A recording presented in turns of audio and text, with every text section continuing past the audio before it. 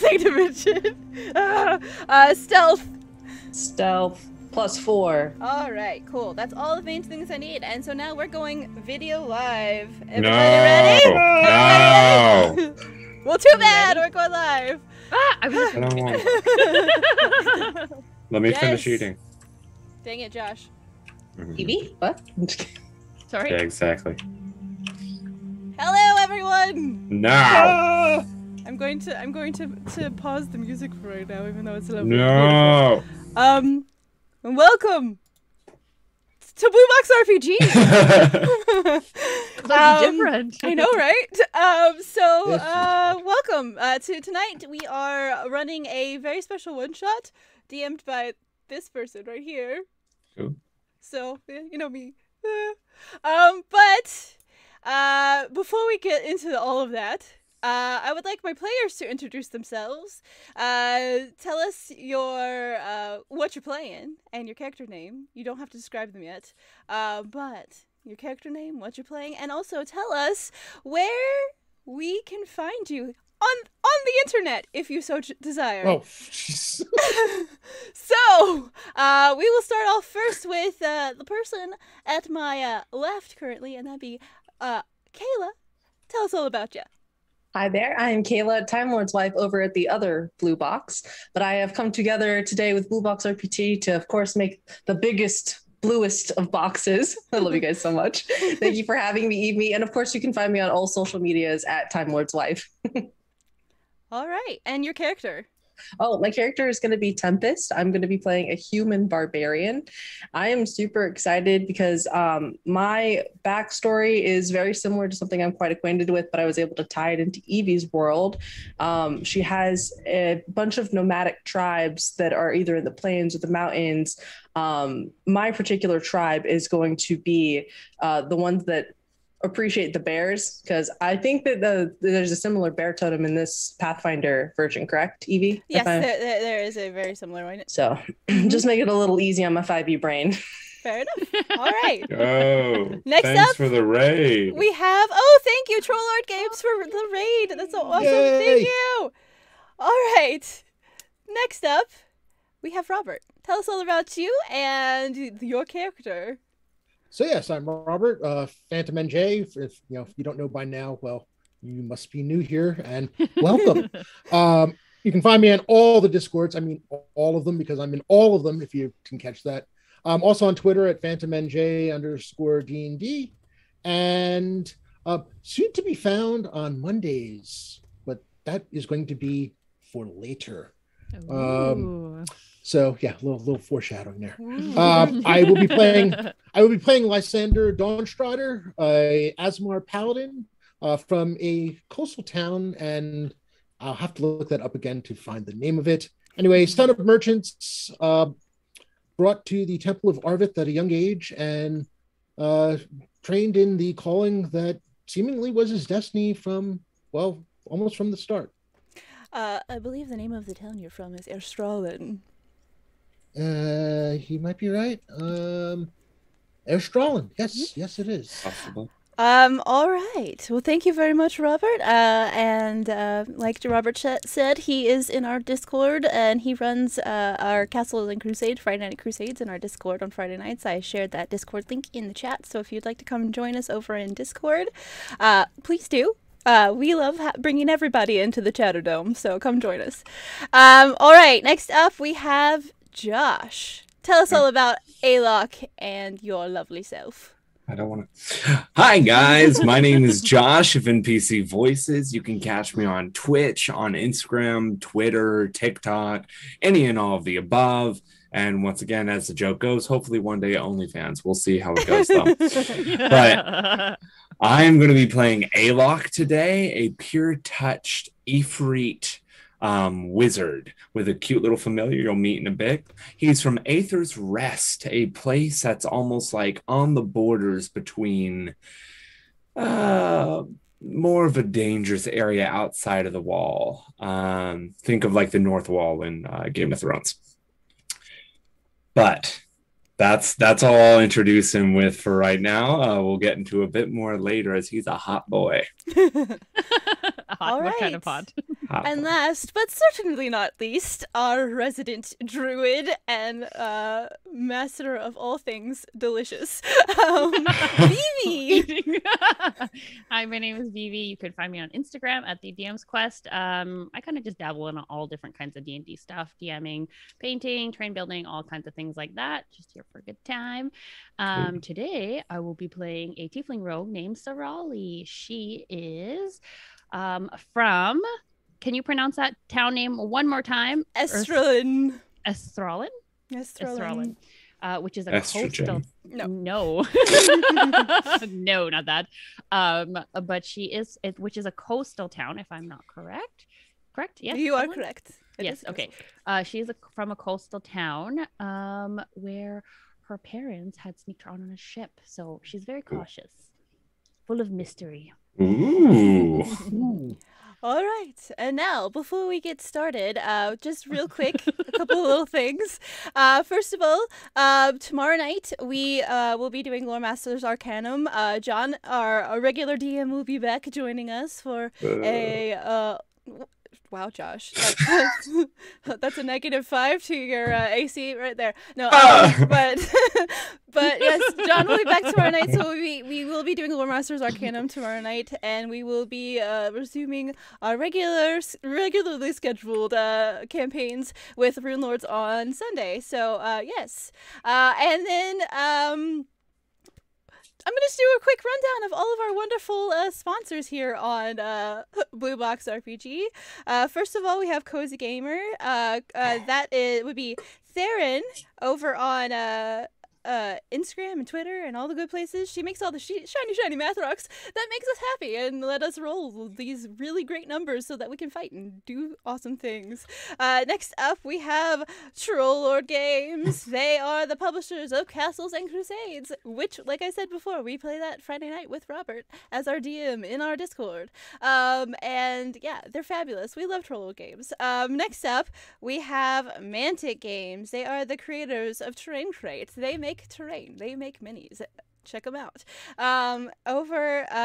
Next, we have Frederica Draws. Frederica Volova is our resident artist. She does all of our character art for our main campaign, so you should definitely check her out. She does beautiful work. You can see a lot of her amazing art over on her Twitter. And her Instagram. Then we have, let's see, what else? Who else do we have? Oh yeah, we have Mike Disney. Mike is fabulous. He does art and mini painting over on his Twitch channel most mornings. Definitely go give him a shout, say hi. He does incredible things, and he's just a really nice person in general. We love Mike. And if I'm not forgetting anyone, I don't think I am. Oh, Ferox! Cannot forget Ferox! We had him on last week. Darren of Ferox Fabrication. He is a one-man band, and he makes amazing stuff. Oh my gosh. So make sure you check out all of his mini painting supplies and his custom DM screens and everything else that he makes. Yeah. So with that all behind us now, we begin. Aether is a world, like many others, populated by peoples and beasts and monsters of all sorts. But tonight, you find yourselves on the continent of Volantha, with the high and enduring walls of the anointed, within the high and enduring walls of the anointed empire. These walls keep everyone safe from the dangers outside. The walls that have never been breached, save the rend, which split the ground so long ago. But the wall endures, as does the Empire. You have journeyed far from home these many months in a company of 4, and have found your greatest strength is found in facing the dangers together. Your journey led you into the Divine City 1 moon ago, and in the intervening days, you have found yourselves most preoccupied with aiding the citizens inside. The Divine City sits as the shining beacon of the Empire, with the Imperial Palace standing proudly at its heart. The palace is home to the Grand Empress Verena Doloran and her daughter and future successor, Carolina, or so you've heard. After many days of investigating strange occurrences, putting out fires, rescuing citizens from those who would steal their gold or steal them away, and that incident with the kobolds in the sewer about a week ago, you now find yourselves taking a well-deserved rest at the Kettle and Tankard Inn, owned by Nella Tevin, a woman you had rescued some weeks before through foiling a kidnapping attempt. Nella thanked you by offering free room and board at her establishment, and so now, this is where you find yourselves. Warm and comfortable in your beds, heads sinking into down pillows. You open your eyes and catch the first rays of dawn as the light dances in tiny spots upon your ceiling, broken by the waves in the glass of your windows. You rise quickly, remembering you had agreed to meet at dawn with a mysterious stranger you met the night before in the tavern. You begin dressing, gathering your weapons and the rest of your things before standing in front of the looking glass to check your reflection. And before you, you see... Alok, describe what you see. Well, what I see is Alok, a very good-looking fellow. He has a long mane of fiery red and yellow hair. His hair sometimes will flow at the tips blue. His eyes are beautiful yellow. His brows sharp pointed like horns mixed with flame in between them. In his mouth you can see sharp canines, but still that does not put you off from his sharp jawline in his very hot physique.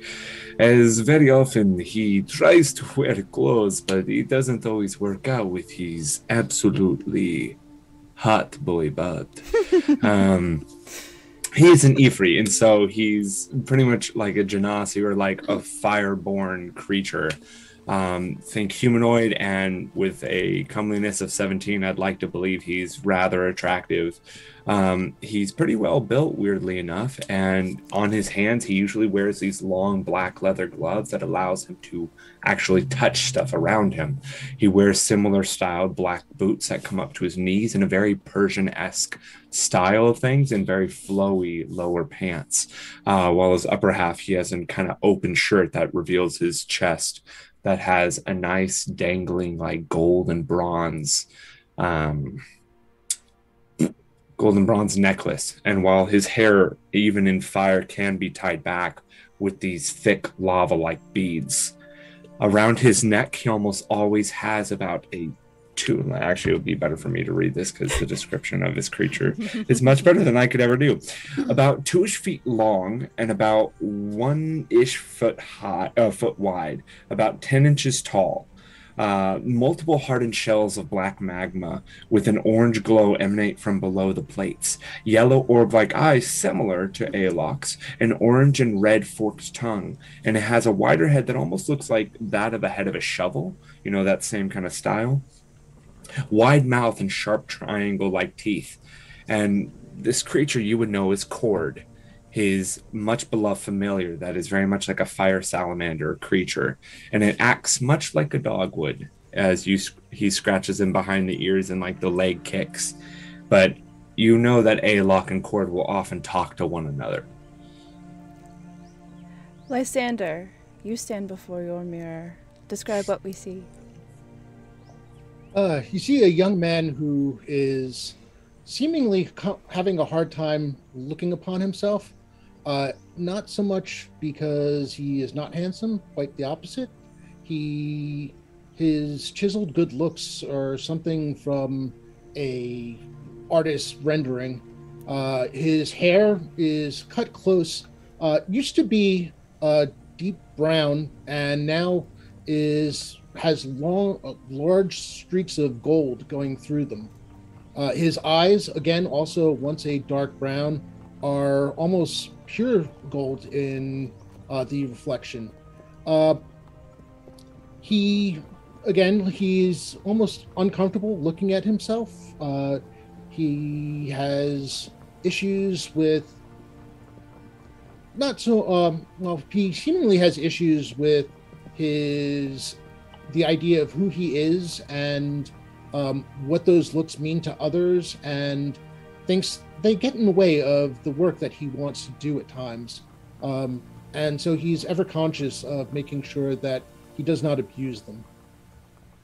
And yes, he's got a comeliness of 20, in case anybody's wondering. Next we have Sorali. What do you see? As Sorali's looking into the mirror, she's a middle-aged tiefling. She wears a dark green cloak. Her skin is very dark tan with a lot of reddish undertones in it. Very short, wavy purple hair.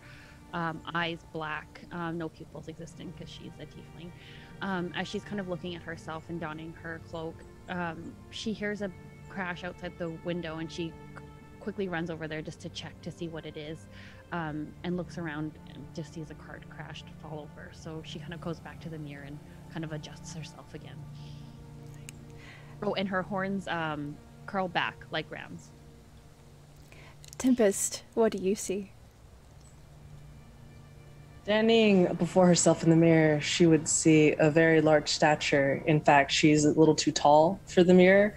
So anytime she wants to actually mess with her hair, she has to lean down.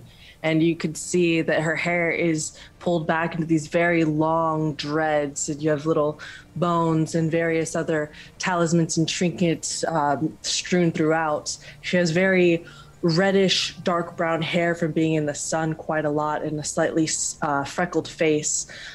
Then she would have hazel eyes and a very dark complexion too, again, from being out in the sun quite a lot. She has a very muscly, strong build to her. In fact, she's one of the largest women in her village, and she takes her barbarian nature very true to heart. And in fact, she goes out on excursions quite often by herself, and you can see that through the scars and the markings and the bruises that she carries on her body, but she wears them with pride. So not much to her other than her furs and also her hides that she wears. She doesn't wear any armor. She just carries a simple battle axe and a shield on her at all times with a pouch to carry various other items, and that's about it. As you take your last looks, you move from the mirror and cast a look around the room, and then gently close the door behind you. As you emerge from your room, you can hear the footfalls of your fellow party members as they make their way down the halls to descend to the tavern below. You also hear the hum of quiet voices as they go about there discussing the morning's business, and the delicate strains of music as the bard tunes up and begins to create a little bit of entertainment for today's patrons this morning here in the tavern. One moment. All right.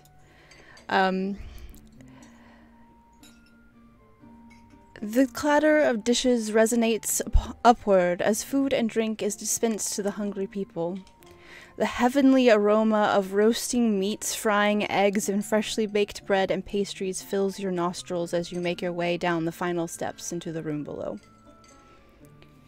Standing behind the bar, you can see the lovely Nella. Hair pulled into a messy bun atop her head as she talks to patrons and hands off food and drinks in between sentences. She spots you all as you make your way into the room and greets you. "Good morning, everyone. I hope you slept well." Good morning, Nella. Yes, it was very comfortable. Thank you so very much for your hospitality. Of course. It is good to see you well this morning, Lysander. Thank you. It is good to see you. Nala, Yes. it is wonderful to see you this morning. I would kiss your hand, but for fear that you would burn even me.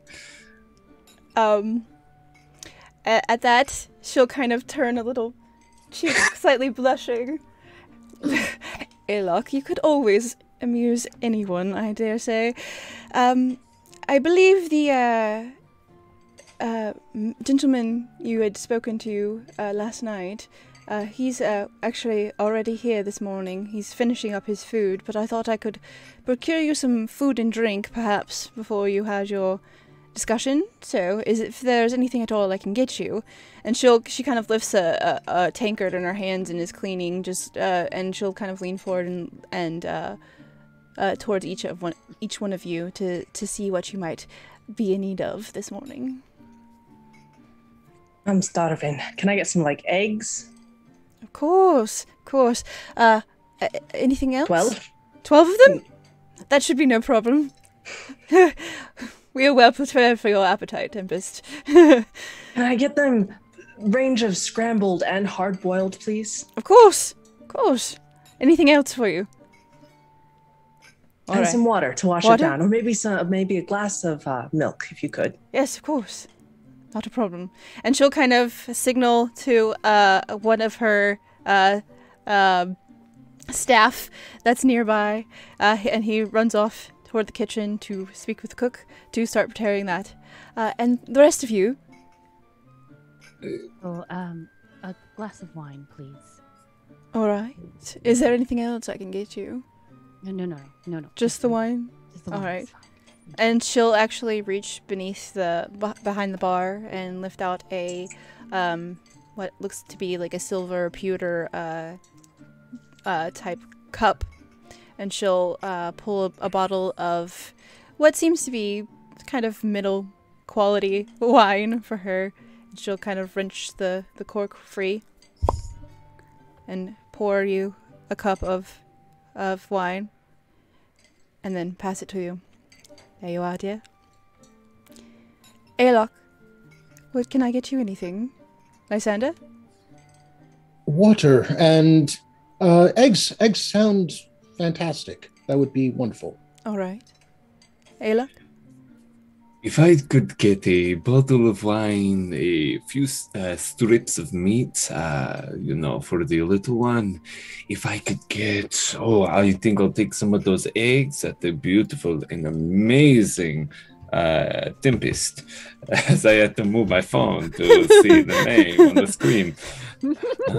The amazing Tempest that is ordering, and if I could please also get a side of bread and cheese, Of course. and a glass of water would be nice to wash it all down. All right. That meat, do you want it cooked or uncooked for your friend? Uncooked, please. Raw as the day it came to you. So she'll pull another bottle of wine from below the bar, and she'll set it on top and just kind of push it toward you. And the rest of that. And she'll actually turn and take her leave to go put in the rest of the order. Oh, but before she steps out of the room, she'll turn back. By the way, your regular table is available if you would like, right there. And she'll kind of gesture and then continue her way out. Shall we take our table? Please, my friends, let us. I almost don't even want to do a cork sound now because you freaking killed it with that cork sound. I'm like, man, as a DM, I've been trying to do a cork sound for so long. Stealing his thunder. Womp. Womp womp. Raleigh, your horns are looking absolutely debonair this morning. Oh, Aylock, you know that doesn't work on me. But wine, if you have wine, I'll have some more. I'm more than And happy. by the time she's walked from the table or from the bar to the table, her wine is already finished and it's empty, so she's ready to accept any wine you may have. He'll slide around it even before you sit down, just be pouring it as you walk and turn it so that it doesn't drip. My friends, Robert, so known as Lysander. Lysander, thank you. Lysander, would you like a drink? No, thank you, my friend. Please enjoy. Tempest. I'm sorry. I don't like to drink during the day, and then you just hear kind of the entire thing of milk and just have like this little milk mustache. I don't know how you can like milk. It's so gross. Throws the glass on the ground. Another. I'm going to have to pay for that. He's going to pour a bit more, topping off the Raleigh's, and he will just drink from the bottle. And as you continue to enjoy what has been brought to you already, you see quickly Nella actually emerges with a large tray. On top of this tray is just a heaping pile of eggs and a large pitcher of milk and a couple of other cups. She will carry it over to the table with practiced deftness. She's done this many times before. She moves, amongst the people easily, and brings the plate or the tray down to the table and takes the single plate that is just heaping with eggs of all sorts and places that directly in front of Tempest, along with the pitcher of milk and a couple of other glasses for everyone at the table. She says, that is what my chef had time to prepare. The rest I will have momentarily, but I wanted to make sure you have everything you required. And she also passes out the cups of water as well to everyone who had requested water. But I shall be back shortly with the rest of the food for the others, so please enjoy. And she Thank you, Nella. walks away again.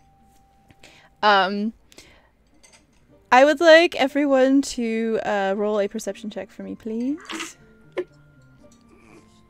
Advantage, just kidding. This Nope. wine, this wine is so good. I am busy with it and watching Nella. I don't know what's in this water, but Lysander is oblivious. Yep.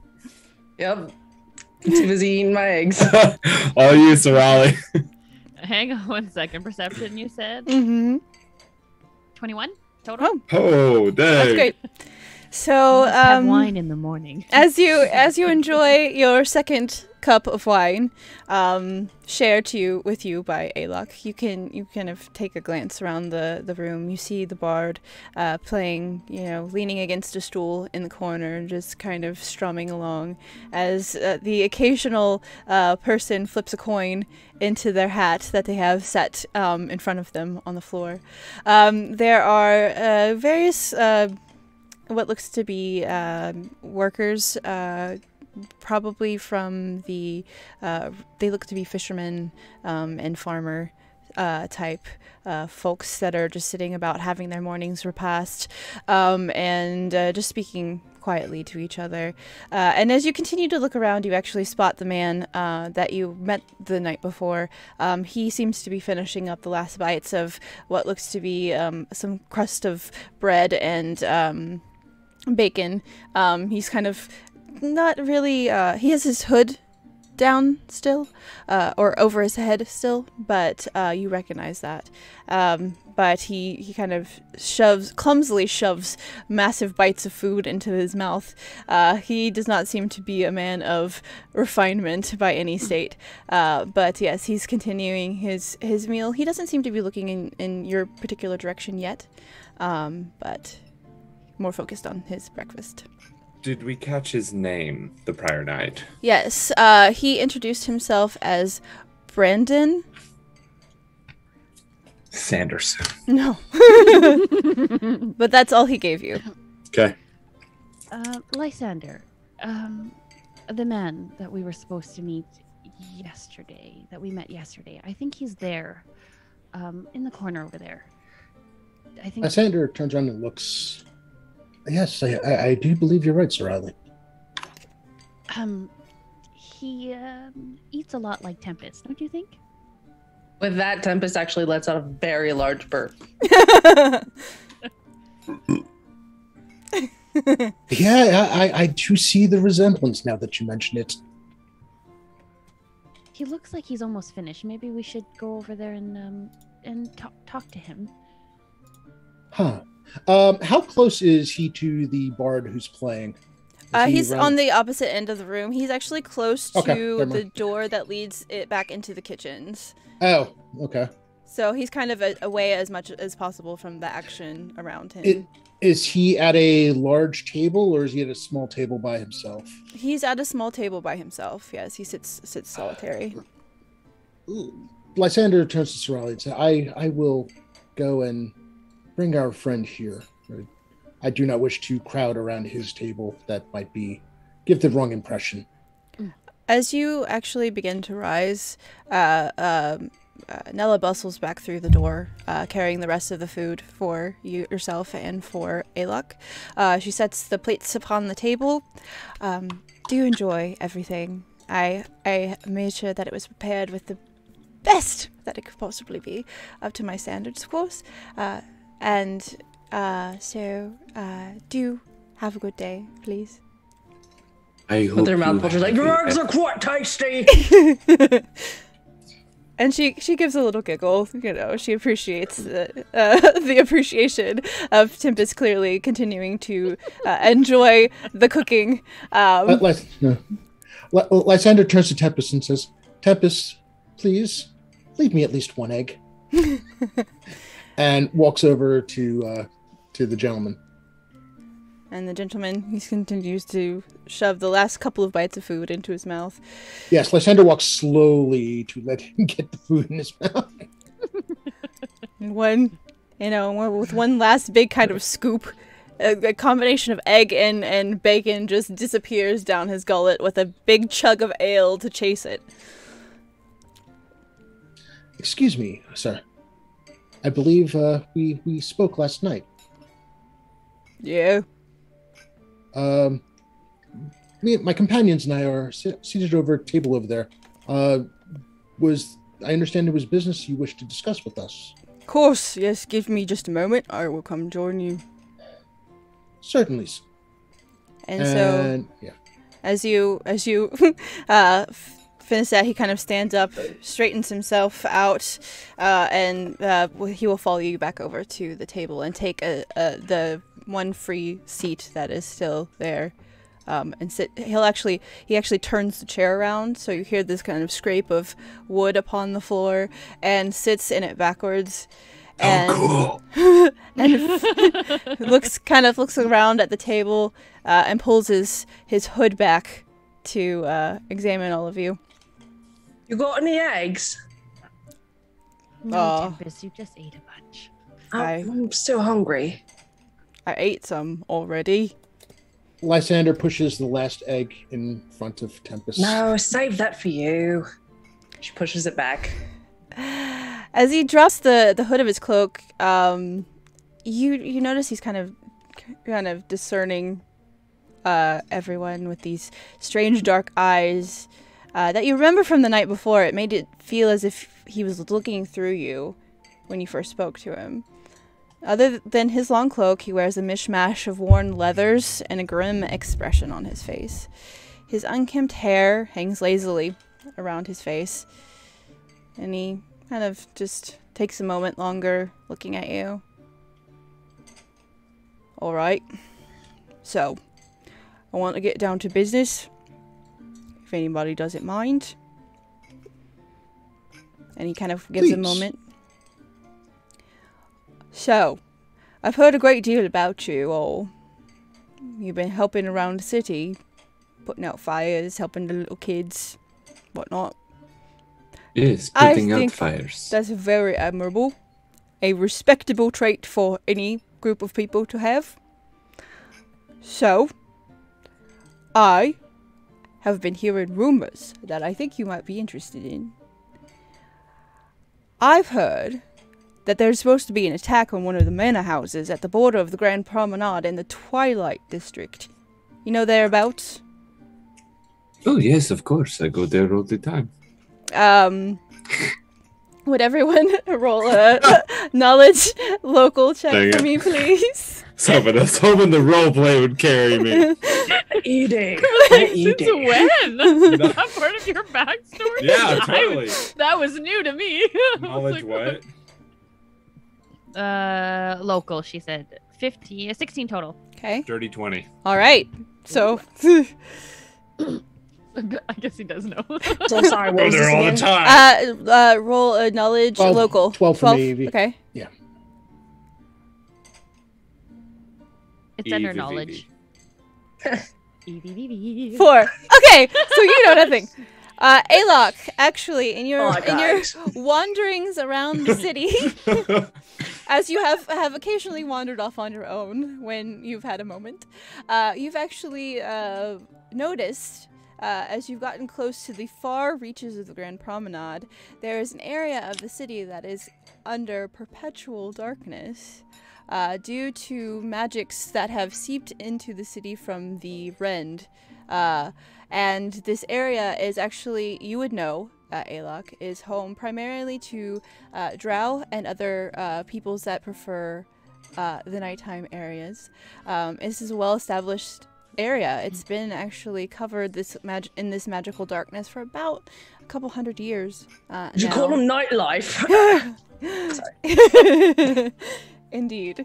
So, yes, Alok would know exactly what he's talking about. Yes, it is a wonderful area, great district, nice people, fun times. But an attack. Yes, a lot of the big old rich people houses, what you call them, manor houses, yeah, that one. That area is called the Golden Ridge. And one of them, the owner of that house, his house has been vandalized and robbed multiple times. And We all kind of apparently, look towards Alok.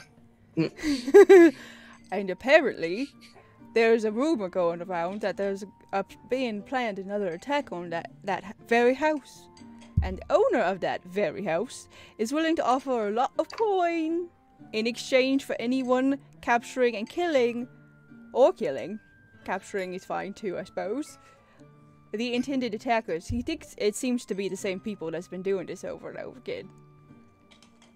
Lysander would like to sense motive. Yep. Yep. I'm going to be rolling those. Ah. Okay. I rolled 20 nat 20s though. All right. Back to back. Sense motive. So Robert and Alok, right? Wanted to do sense motive on that? Mm-hmm. Sorali would as well. She's very cautious. She would also be positioned in a way where she's facing the exit always.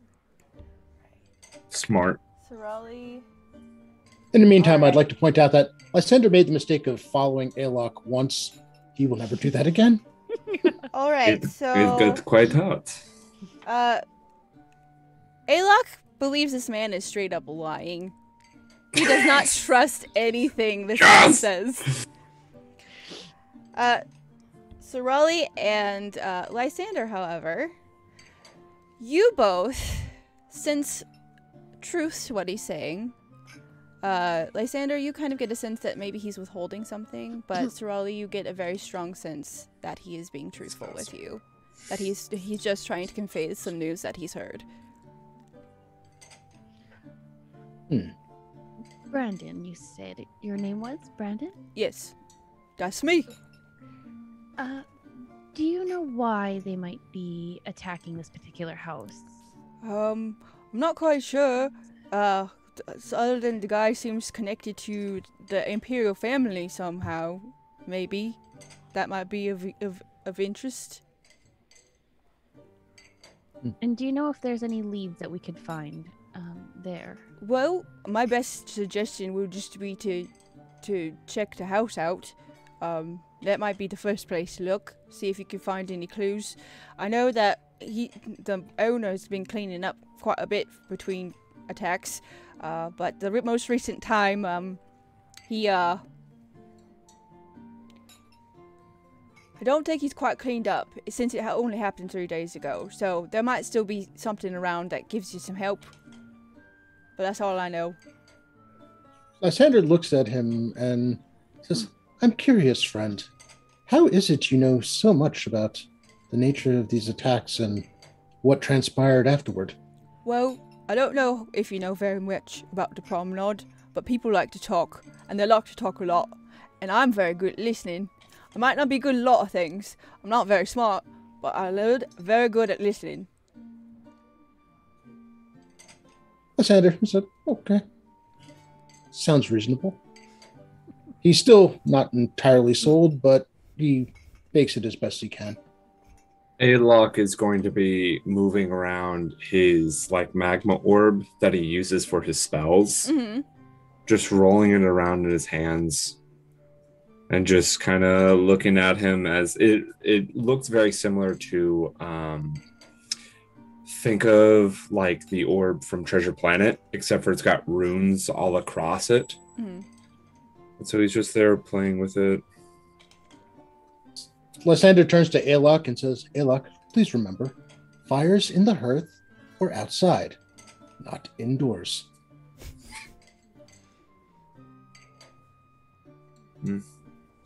All right. Thank you, Lysander. So he will put it back in kind of chest pocket. All right. DM, I sent you a message. Okay, I will check it out. 1 second.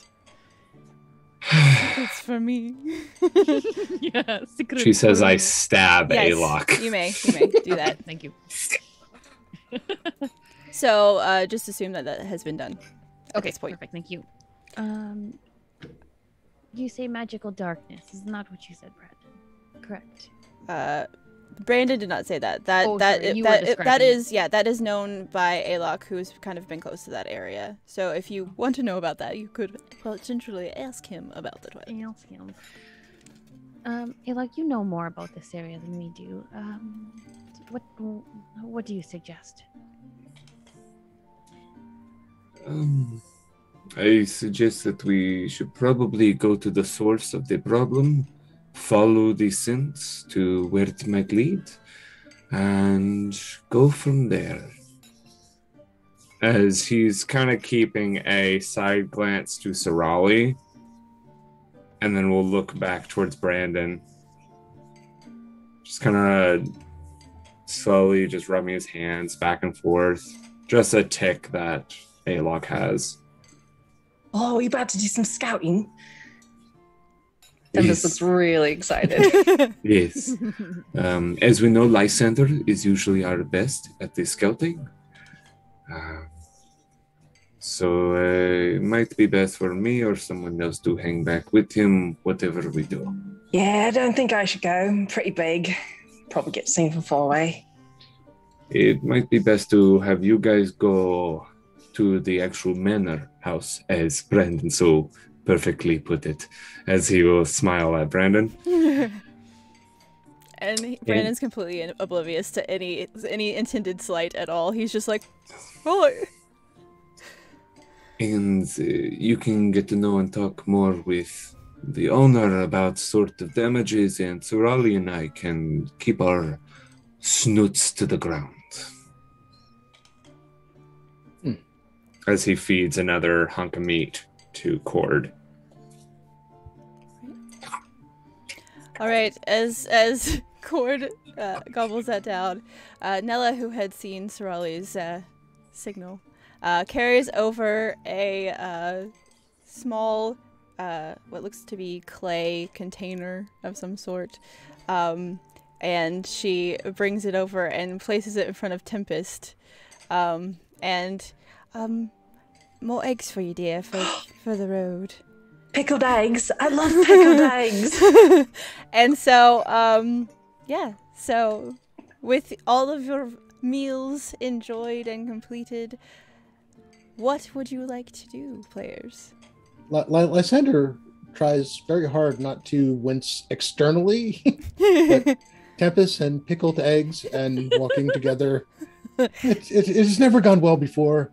It probably will not go well now. I've got a jar of eggs. I've got a jar of eggs. He does take the time to eat the one egg that was left for him, and it is cold, but he eats it anyway. Yes, and at that point, he makes sure that he has everything that he needs, Brandon, figuring at this point that you have all kind of agreed to this, he kind of just says, well, I'll be about my business. Rest of you, good luck. And he'll just kind of walk out of the bar, opening the door, and out into the sunlight. Alok literally right as he leaves the table looks over at Srelly. Srelly, you and I, we are following him. I do not trust him with an inch of my being. So, same plan. I'm going after him though. So if you'd like to join me, you're probably a bit more stealthy than I am. Hey. No. Okay, Stand so up. two of you are standing up. Walking. She's very cautious as she tries to grab him by the glove and not by anywhere else. Alok, he seems like an honest man. I have dealt with honest men. He does not seem like an honest man, and he knows too much. He knows way too much. Lysander, back me up here. And Alok is... Lysander looks at Srelly and with kind of a quizzical look on his face says, "Oh, at what point do you think I would actually be able to convince this one? We know him well enough. There's nothing that is going to stop him from his chosen path. Well, And- maybe Tempest. Oh, what? You what now? You may want to have a talk with our friend here. He seems convinced on going off on his own, and I do not think that is the best course." Alok will kind of be pulling, trying to get Srelly up, and then he'll finally turn and look at her. Srelly, I do not trust him. Maybe it's best that we check out the manor first. I don't really trust him either. If we lose him, he might be going back to a place that might be best to know where it is. We always will know where the manor is. And we're losing him as we talk. And with that, before she kind of rushes out to catch Brandon, if she can, she'll turn to Tempest. I know how you get when we leave, when you're hungry. Save some of those. I bought you those for the road. And she'll kind of run out Okay. and try to catch Brandon. So Srelly and is Alok attending with you? All right. So the two of you, you open the door, and you step out onto the cobblestone street. The light kind of floods in, and your eyes take a moment to adjust to this sudden brightness from coming from inside this kind of dim interior, and out onto the street. And I would like you both to roll perception checks to see if you can spot Brandon. Come on, please. Okay. It's a 23. Okay. Perception, right? 17 plus 9. Okay, so that'd be a 26. All right, Wow. so as Alok feared, unfortunately, your just talking took a little too long, and you cannot spot Brandon anywhere in the crowds that have come around the area. Listen, Alok, I know you want to find him, but I don't think he's a man that wants to be found. Like he says. Fireball! I'll clear this group real quick. Oh no! No, none of that. Just use Tempest kind of just like try to put his hands down. Okay, so Tempest, did you follow them out of the bar or the? Okay. With my pickles, or with my pickled eggs. Now it's pickles. In the meantime, Lysander shakes his head softly and puts a couple of silver coins on the table and walks over to the bard and puts a gold coin in his hat Okay. before walking out the door. All right. So, Lysander, the same thing with you. As you come outside, your eyes have to adjust to the bright morning sun. And, so you see the rest of your party members standing outside on the cobblestone streets. And you all can see now that the city has already sprung to the full life of a new day. The sounds of merchant voices carry on the wind as they cry out, selling their goods.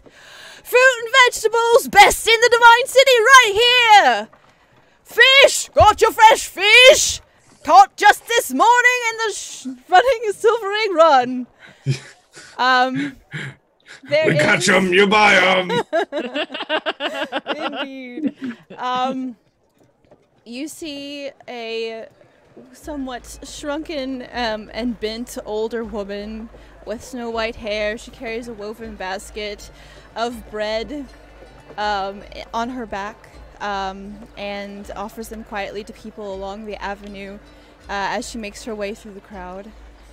They're off to the left in front of one of the buildings that's just like kind of across the road from the tavern proper. A beggar sits atop a ragged blanket holding out a tin cup and calling out to everyone around to spare any coin that they might have to spare. Lysander makes his way over and gives him a coin. Then to the right, you see a human man with dark hair walking alongside a half-elven woman carrying an infant and being trailed by 3 children who together peer into shop windows as they go down the avenue. The youngest child clings to her mother's skirts and proffers a flower to her older sister. Soldiers walk along, speaking to one another and carefully examining the crowds for anything that looks particularly suspicious. All of the people make their way through the street, going on about their lives and mostly ignorant of you. However, you get the occasional greeting from an odd person here and there as you are starting to become more well known. Good morning, travelers. Hope you're doing well. He continues on his way. Oh, is that Lysander fellow? Isn't he the most handsome? And these Lysander keeps his eyes straight forward. Women carry on down the street. Yeah, very, very, quick acknowledgement and then eyes forward. You can just hear chatter as you continue on down the street. Aylock, of course, deeply bows to them as they pass, even though they're fawning over Lysander, and then he keeps the same bow in a turn as he actually follows Lysander to the beggar. And the women that were speaking about Lysander actually start giggling at Aylock's presence as well. And Lysander, not for the 9th or 10th time, is grateful for Aylock's presence and his embellishment of, well, whatever that was. Sorelli will kind of walk behind with Tempest, and she'll kind of pull her hood up over her horns and look to Tempest. Do you think we can go anywhere without it being this whole parade with those 2? Yeah, not quite sure that's ever going to happen. Aylock is going to get to the beggar and kind of lean down. I don't know if the beggar's high up, on the ground. The beggar is actually just kind of seated on a blanket on the ground, just kind of. He's away from the door of the building across the way, but yeah, he's just sitting there. Alms for the poor. He's going to crouch down on the front of his toes, and he's going to reach into his coat. And he's like, I have alms, quite a few. If you have information, I'm looking for a man that looks like, and he's going to try and describe Brandon in as great as detail as he can. And he's going to hold out 4 gold in between his fingers. Well, that's not very neighborly of you. Offering me money only for information. It's rude. I don't want your money. This is fine. As he puts it back in, have a good day to you, my good sir. As he will stand up. All right. When Lysander gives him the coin, all he says to him is, "Peace and blessing of Ardith be upon you." And slowly rises. I like him. He knows what's up. And he just kind of goes back, holding out his arm. Blessings be to you, sir. And continues begging alms as you continue your way down the road.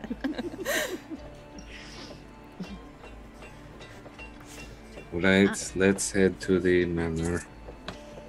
Thank you. All right. So we're heading to the Grand Promenade. To head to the Golden Ridge. Yeah, you're within the Grand Promenade. That's what I said. The end is actually is in a location close to the Arts District. So you're kind of on the border of the Arts District and the Grand Promenade proper. You know that getting to the Golden Ridge is going to take you about 2 hours, just with the sheer size of the area. So it's going to take us roughly 2 hours to get there. If there's anything in between that you would like us to grab or get. No? Wonderful. Okay, follow me. All right. Would anybody like to do anything as you're making your way through? Make it away. I'd like to keep an eye out. All right. Just pretending like I'm looking for pretty women, but in actuality, like either looking for Brandon or also, did Brandon have any marks on him Let that me we could see? have you roll a retroactive perception check. Yeah, sorry. It's okay. Oof. I think that's only a 14. Yeah, 14. All right. Not that you were aware of. You were a little bit distracted at the time by kind of everything going on around you, Gotcha. so you didn't notice anything particular. That makes sense. Just keep an eye out for the shady dudes. All right. So I'll have you roll an overall perception check for right now for the first hour of this journey. If you will. 13. 13. There's not anything in particular you see other than the occasional people walking around. You hear some dogs barking off in the distance. You hear horse hooves clatter on cobbles as the various guardsmen ride by, and the occasional cart makes its way through the promenade. Just various things going on as you walk. You can hear the sounds of birdsong off in the distance as a little group of sparrows kind of sits atop a roof ridge line. But nothing, just a lot of things going on, so nothing in particular stands out to you. Lysander is just keeping not so much an eye out for Brandon, just general. We've been dealing with so many troubles over the last however many days that he's an ear really and eyes for any signs that more may be in progress. Mm-hmm. So, just listening along as you walk. First hour goes by. Nothing seems to catch your eye. If anyone would like to roll a perception check for the second hour of this journey, you may. I will do that. All right. And if I could roll an apple check. An apple check. I would just like an apple. Okay. Well, you can roll an apple. You can roll an apple check if you'd like. With a dirty 20, can I spot an apple as well? While as I'm looking, do I also happen to spot an apple? Yes. There's actually a fruit stall, kind of about 5 yards ahead of you, so you can stop there. But with a dirty 20, you're catching just a little bit of everything. There's people. You also get a strange sense that you're being watched, but you can't quite figure out where from. And with you being a tiefling, that isn't such an unusual feeling for you. You're used to people watching you with some suspicion and curiosity. No one seems to actually be reacting necessarily in fear of you. There are at least a few tieflings that live within the city, so your tieflings have been seen. But they're just curious. It's more than that. But yes, there is a fruit vendor just ahead, selling their various fruits. Ayla, did you say something about an apple? Yes, I think I did, but it is fine. There. I know. And he's going to coil his hand around the orb and just kind of flick his hand towards the apple. And Mage hand. Oh, okay. And the woman standing by is apples, oranges, the finest fruits. Are you in need? I think he might be in need, as I kind of point backwards to Lysander. Would you like a bit of fruit, dear sir? And while she's talking with him... Lysander nods and says, yes, an apple would be lovely, thank you. Oh, very well. And with a 32, she notices... Holy crap! What? She Rolling dice, come on. You try to steal fruit from her stand. Yes, I do. Excuse me, sir, but that's a silver piece, please. Lysander says, oh, my apologies. I meant to get one for my friend as well, and gives her 2 silver pieces Thank you over kindly. whatever.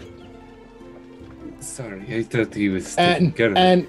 and he claps his hand on Alok's shoulder with a very firm grip, kind of a little stronger than one would expect from a man that Lysander's young. He's strong, but it's more of a wiry strength. He doesn't, but yeah, his grip on Alok's shoulder is kind of formidable right now.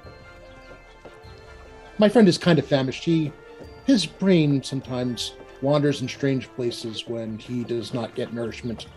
I apologize for his lack of decorum. Very hot-headed at times. It is my biggest problem. I'll be thanking you, dear sir. Please enjoy your day. While they're having conversation, can I sleight of hand and try to grab an apple as well? Yes! Okay. I am so in the wrong part. That's what I was hoping. That's what I was hoping. So we're all just taking apples? So, roll me a stealth check, please. Apple. I like apples. Oh, actually, no, apples, sleight of apples. hand, sleight of hand. Put the woman Sleight on of your hand. shoulder I rolled a and just start- 26 for Are sleight you of hand. with me, Granny? Yeah, she spots you. She spots me too? She spots you. Yep. Lysander says, they're all just... and he just takes a pouch of coins and he says, how much for the lot? It seems like the lot of you should work on your manners, except that one. And Not very just- nice he to just- be stealing from people. he You work offers her very the hard pouch of for this. coins. Yes. Thank you, sir. I'd like to do a sense motive, I guess, or like whatever an insight would be. We can do that. Just like looking her over with such amazing respect. You can, go ahead and roll sense motive. Oh, that fell out. That's cocked. That's not going to do anything for me. Cool. Alright. You just, man, she's just very sharp. You are quite impressed. I'm very impressed. Apparently, Lysander now owns an apple cart. Who are you? I must know. You'll have to live with disappointment. Alright, so now that you have procured your apples for the rest of your journey, Life. you continue your way on down the avenue, and after another hour passes, cores of apples now in your hands, having enjoyed the delicious fruit that you had tried to surreptitiously remove from the apple cart. You now find yourself standing in front of a grand manor house. The house stands imposingly on the border of the Golden Ridge, with the eastern quarter, actually, of it shadowed by the magical darkness that enshrouds the Twilight District. You can actually see a strong borderline that runs the full miles in either direction of just darkness. It's almost this abrupt line from daylight into darkness if you were to continue on your way. The house, though imposing, is also well maintained, though you do see some damage, broken window, glass scattered on the ground from the past act of vandalism that took place mere 3 days ago. But it is otherwise well maintained, and it's something of great architectural beauty. It seems to have been crafted by the most skilled elven craftspeople that money could buy. It's easy to understand why the owner is so desperate to protect his home. So, players, what would you like to do? Question for the DM. Yes. What are the other houses like on the street? What does the rest of the street look like? So, as you see, there's some more manor houses that continue actually into the Twilight District. You can kind of make them out, and they're very much kind of in shadow, but there is some dim light that comes into the area. It's almost like starlight in that area. Are we in like a grid-like fashion, or are we in like? Yes, one of those it's a grid shape, but it's kind of almost rounded around the river that runs through the middle of the city. So everything is kind of been built out from that river, but it is gridded out as best as it can be. So it's almost like pie wedges once it reaches a certain point. But there's like solid blocks of houses, and within these manor houses, there's a couple of houses. They are large and they take up a good portion of one block. So this one, along with two others, stand beside it, and then there's a road like a street that continues in the northern and southern direction, and it's the same thing in the opposite direction. And you can see that the other houses, though beautiful and imposing in their own right, are not as fine as this particular house is. They are obviously expensive, they're obviously well built, but it is not up to the same level of attention to detail and structure to it. I may have missed it, or we probably might not have asked. Did they mention whether or not the owners were home anytime that the vandalism occurred, like when the robberies were going down, or like were they away every time? So Brandon didn't tell you that Brandon information. didn't tell us. Damn, Brandon. But if there are still people walking in the area, so if you wanted to because we're in the promenade now. Yeah, okay. This whole area from the inn over is part of the Grand Promenade. It's made up of many areas. It is the largest, and you would know this. It is the largest area of the Divine City. There are specific smaller districts, but the Grand Promenade makes up the majority of where everybody lives, where most of the shops and things are, where the most of life happens in the Divine City.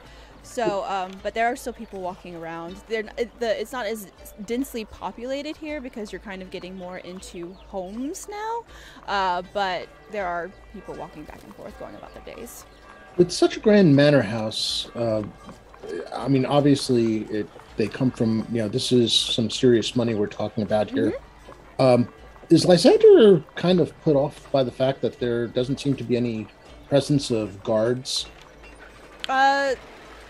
Not necessarily, because as you've seen, kind of going back and forth throughout everywhere, there's guards that have been patrolling along the avenue, as you've kind of seen. It's not constant, but you've seen them either riding up and down or walking up and down, going various directions. Actually, that would be something while they're standing there admiring the place. Lysander would be trying to get an idea of how often the guards are going by, and how fast these people would have to have gotten in and out without attracting attention. Can you do a perception check for me? And you've been in the city long enough to know, kind of have noticed since you've been here for a month, you could have noticed that's just an 11. Okay, but like I said, you've been here for a month, so you've kind of seen them go about. And, you see them on horseback and walking along. And they come around probably every 10-15 minutes or so, from what you can tell. That the Imperial Guard is vast. And actually, can you roll me, you in particular, can you roll me a knowledge local, please? if the DM would allow. That is a nat 20, which is good because I have no local bonus. Perfection. All right, so you would actually know from that and from just paying attention in general that the leader of the guard, the Imperial Guard, is actually the son of the Empress. Her eldest son, Sir Jace Dalaran. You would know that he is actually in charge of the Imperial Guard. So you've heard rumor of his training and his ability, and that he is very stringent on everybody, making sure that they are making their rounds like clockwork. If you'd allow Alok to see, what race would the guards be? Oh, go ahead.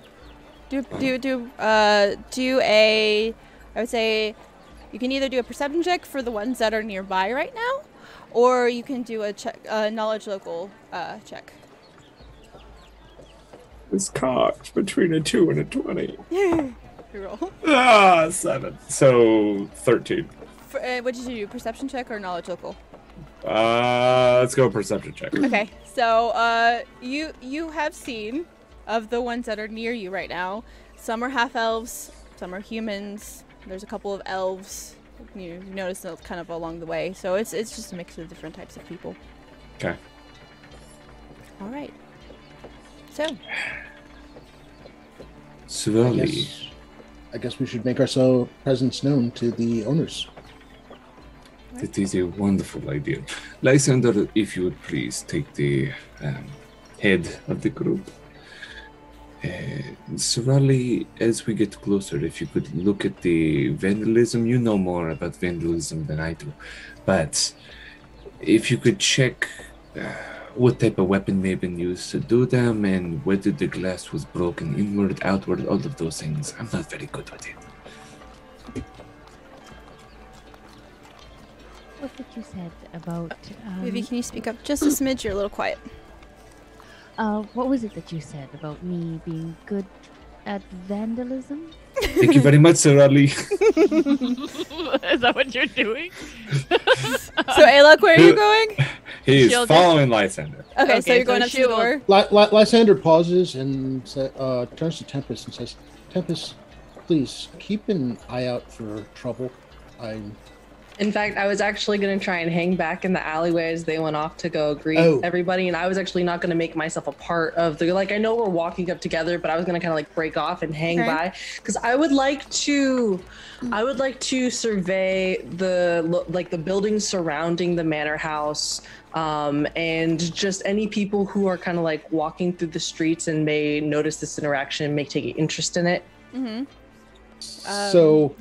Lysander turns to the spot where he thought Tempest would be and realizes she's not there and says, good, she's on it.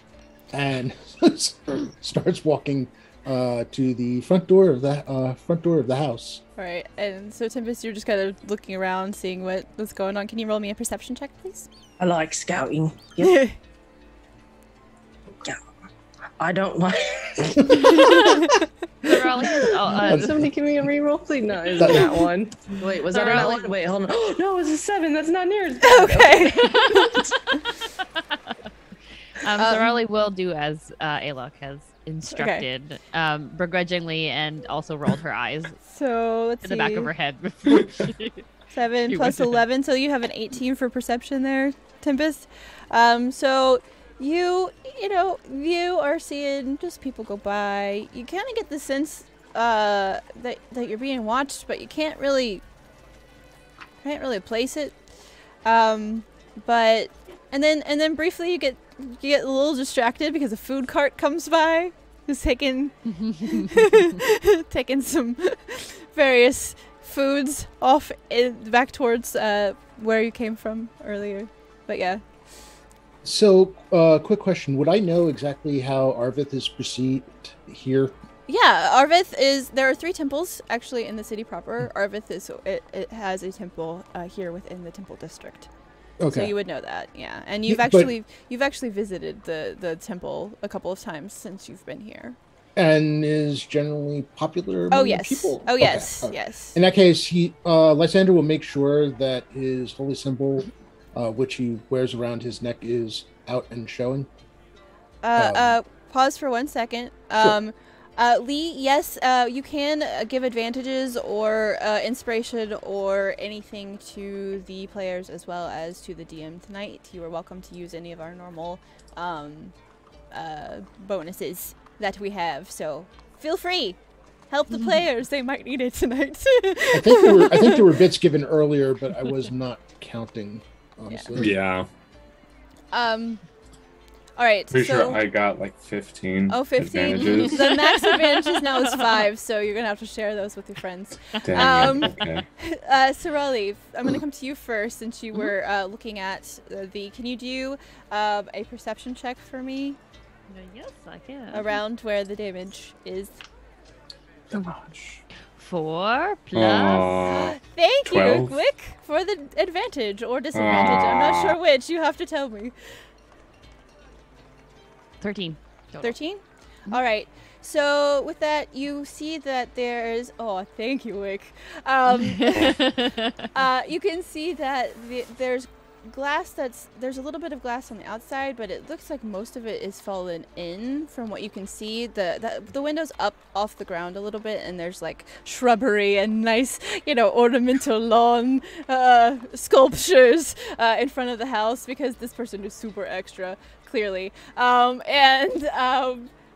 you can also see some of the wood that surrounded the window casing was broken, like it has been splintered inward as well.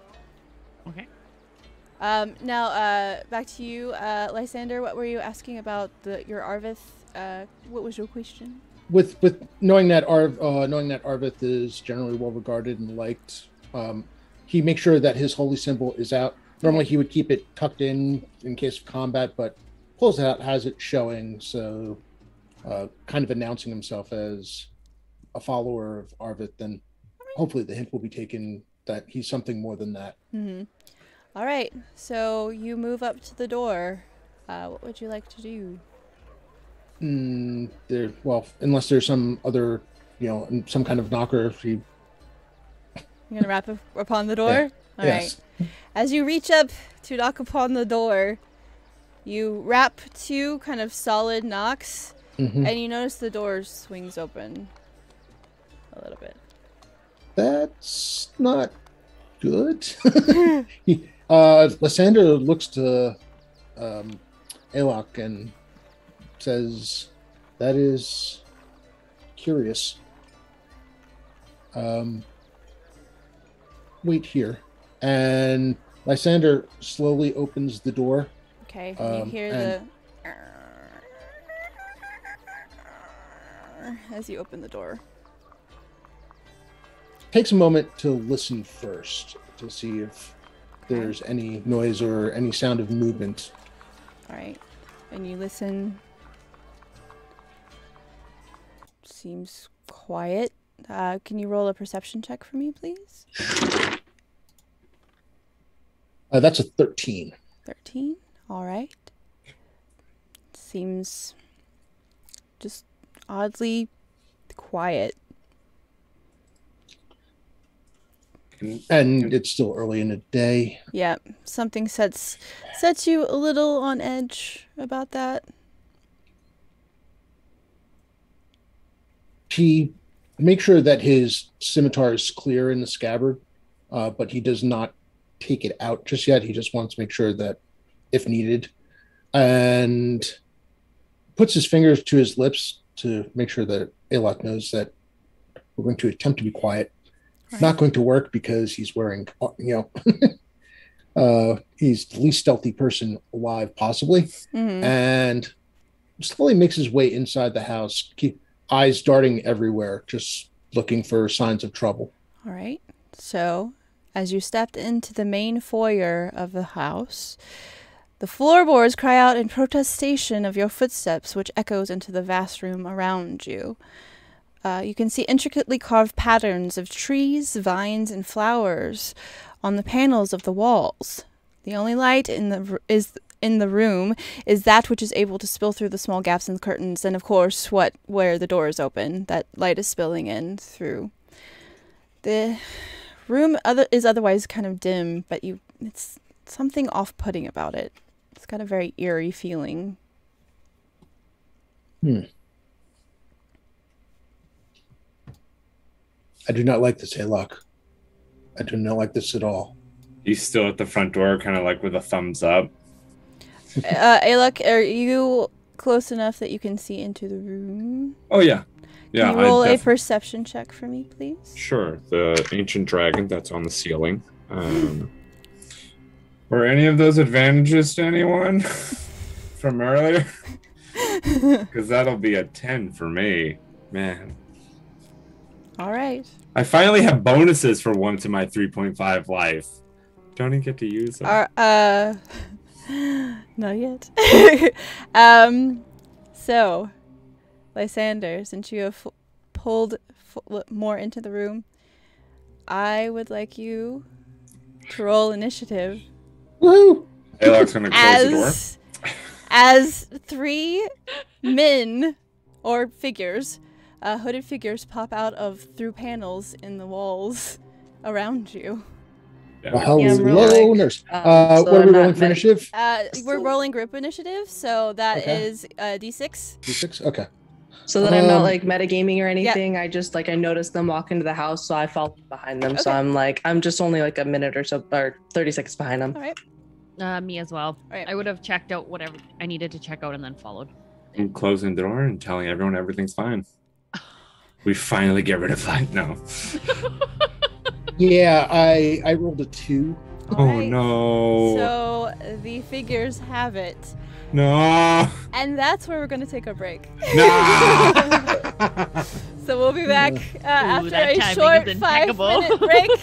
And we will return for combat with the party being beset by shadowy figures. I'm a wizard. I'm not meant to be this close to the fight. All right. Be right back. Yay! Yeah! You're You're doing so good. Thank you! Yeah, you're killing it. Thank you. You're killing it. Loving it. Loving the it. writing. Loving it. How'd you do the cork sound? I need to hear it Do again. it again. I didn't know. It was I think it's because you have a mustache. It's probably impeding on your... it's really making it hard. By the way, that's Dirty Pool, me having to describe my character after Josh. That's just... Yeah. Oh, and you should let Josh go laugh. I'm like, Josh I'm got like, an advantage from Lee. Yay! Lee, I love you so much. Thank you. I'm going to need that because, man, my rolls in the beginning were great. I'll be right back. I'm going to get something to drink. Please I'm enjoy going to your miss break. you. Go potty, get drinks, do whatever you need to do. Nah, I don't want to leave. Oh my gosh, that's cool. Literally, I texted Vivi. I was like, these characters need to live on. Like, I definitely want to play him again. I love this character, by the way. He's so suave.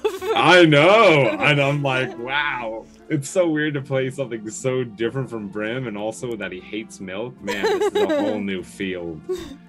Well, I mean, he probably couldn't drink milk. It would turn to cheese on the way down. It'd be gross. That's the problem. So, like, with alcohol already, it, like, sparks when he drinks it. Yeah. That's kind of awesome, though. But yeah, I because I didn't get a chance because I was lazy and just forgot to, and, you know, I kept the details to the last day. Is there a type of cloth in your world that he could wear? Yeah. Oh, yes. You could have had special, especially in Aether's Rest, where you're from. I would assume because there are so many various elemental people. They have over time kind of perfected the creation of clothing that all of the various Aether touched people can wear, because you know it's tricky when you have various aspects like that. The what did you call them? Agent? The Aquan? Yes. Aquan touch. They're like trying to grab on the glass, and it's just. So they've got like rubber tipped gloves. See, for them, everything, like a lot of things will like actually freeze at their touch. Ooh, that's dope. Yeah. So. That's dope. Yeah. For a That's her DM, thing. I think Evie's killing it. Like Thank she's you. a great DM. And for her to deal with our fruit cart debacle.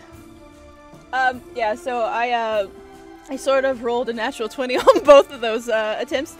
And she has a plus like She had plus 11? 12. Plus 12, yeah. Oh man. what the freak? By the way, I too would love to play this character again, assuming he survives. Yes. However, I would like a chance to figure out more stuff about him because, yeah. Yeah. Aylock is going to accidentally kill everyone in the party. Somehow. Everyone. I was so sad I couldn't get Fireball yet. By the way, Oh. for those of you who have watched Friday Night Crusades, I now have a better appreciation for what Tourmaline goes through on a weekly basis. Oh, it is a 3rd level spell. Why didn't I get it? I don't know, but I was hoping that I I was could gonna have say, you stolen. should be able to get Fireball. I was hoping that I could have stole the apple and then been like, "Hey, like, what's that?" That's how you Very I feel. was perceptive so fruit hoping you'd be able to do it. I was so excited. Yeah. I forgot I was a rogue, and I was like, "Oh right, I steal things." So, Bloodwild, I actually rolled a natural 1 for Alox sense motive earlier on our lovely friend Brandon. Yeah. I honestly like. Actually, I didn't want to know that because I had, that tells me that Suspicions. who wrote, the suspicions. So I was like, Well, Yeah, I'm gonna keep rolling with it because I'm like, no, DM Brain Josh it's been was like, established. this is either one or two ways. It's been established. I'm like, he's running away. She doesn't want us to investigate him because he's not important. Stop falling for the NPCs. Leave him alone. Sorry.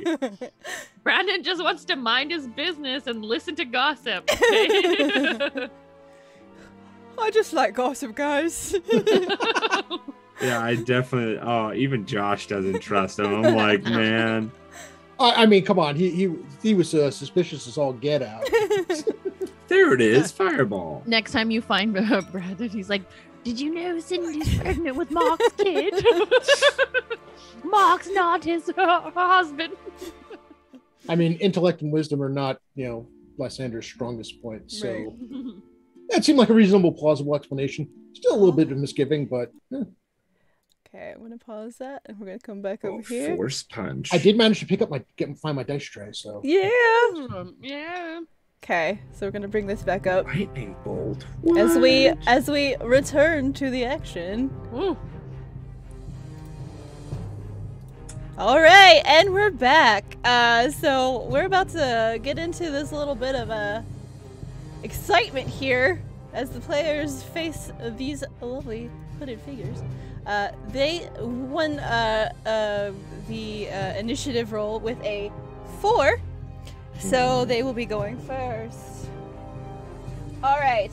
So, Lysander, since you are the furthest one in the room, these fellows will leap upon you and make their attacks. The first one. Ooh! Nat 20? No, very much not a nat 20. A natural 40? So I get to roll on my crit tables, fumble tables, actually. Hey! I was like, "Grit." Fumble. Lights Very out. much. Yeah. Okay, that is Okay. a. When we back out and close the door. Yeah, that's what I'm saying. Like, Okay, so as this first cloaked figure tries to lunge toward you, Lysander, he slips on something. There's a rug on the ground, and he actually slips on it because he steps on it kind of funnily, and finds himself falling forwards, and it manages to lodge his sword into the floorboards. So now he is trying to wrench it free, and so will be stuck there. His blade will be stuck there until he manages to free it from the floor. So now the next fellow makes his attack.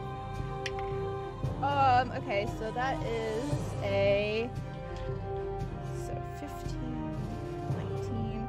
The next one, he swings out with you at you with his with a dagger, and he misses.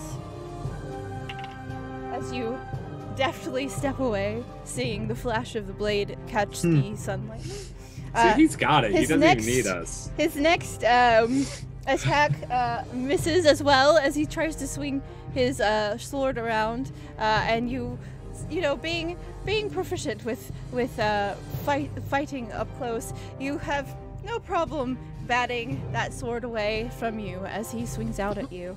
And finally, the third one,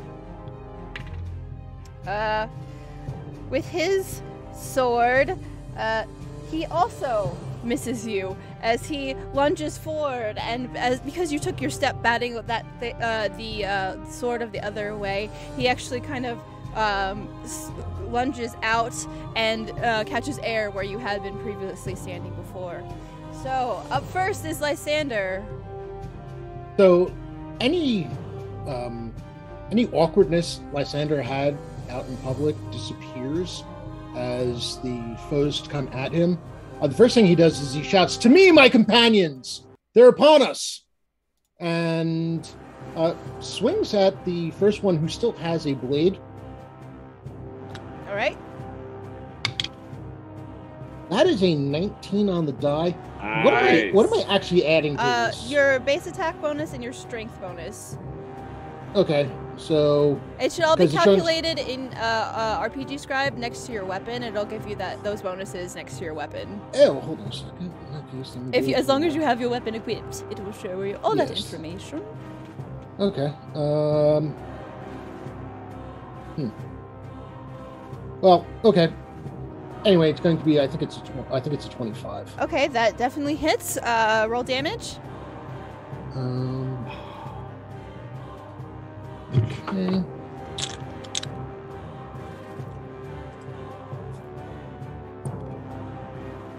E, 3 points of damage. 3 points Actually, I of think it's damage. larger than 25. Why is it showing my shield instead of my under attacks? It's showing. Do you shield have instead. your? Well, you need to have your weapon equipped as well, because you can have your shield equipped for shield bash. Actually, I'm sorry. You know what happened? Uh-huh.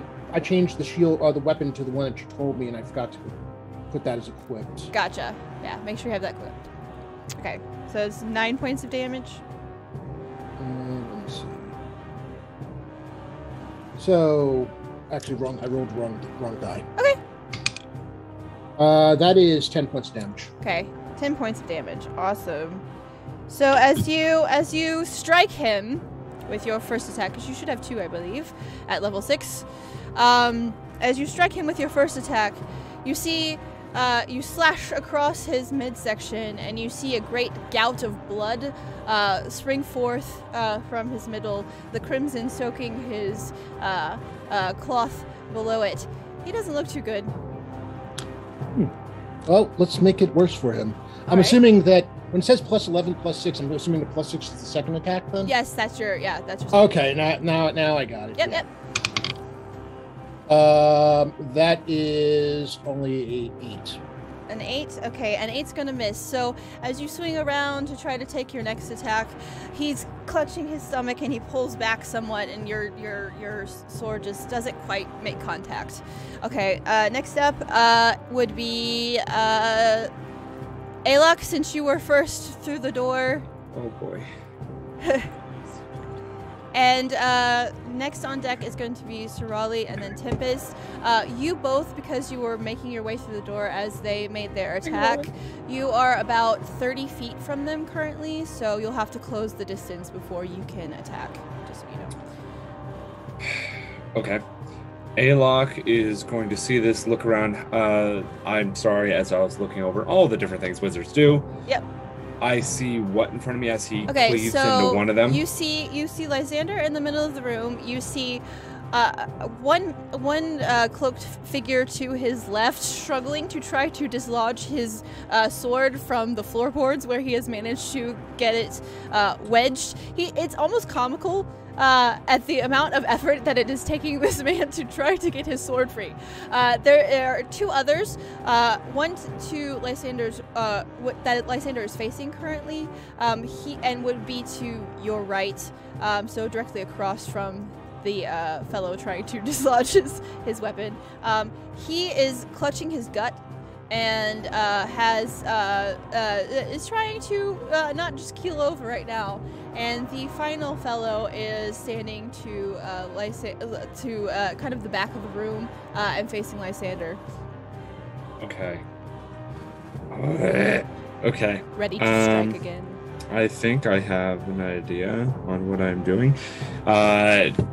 Alok is going to look back at the group, at Tempest and Sirali, and go, "It seems our friend is in trouble," as he will move inside, and as his hair and his body shed more light into the room as he moves in, he's going to bend down and say, "Gordon, now!"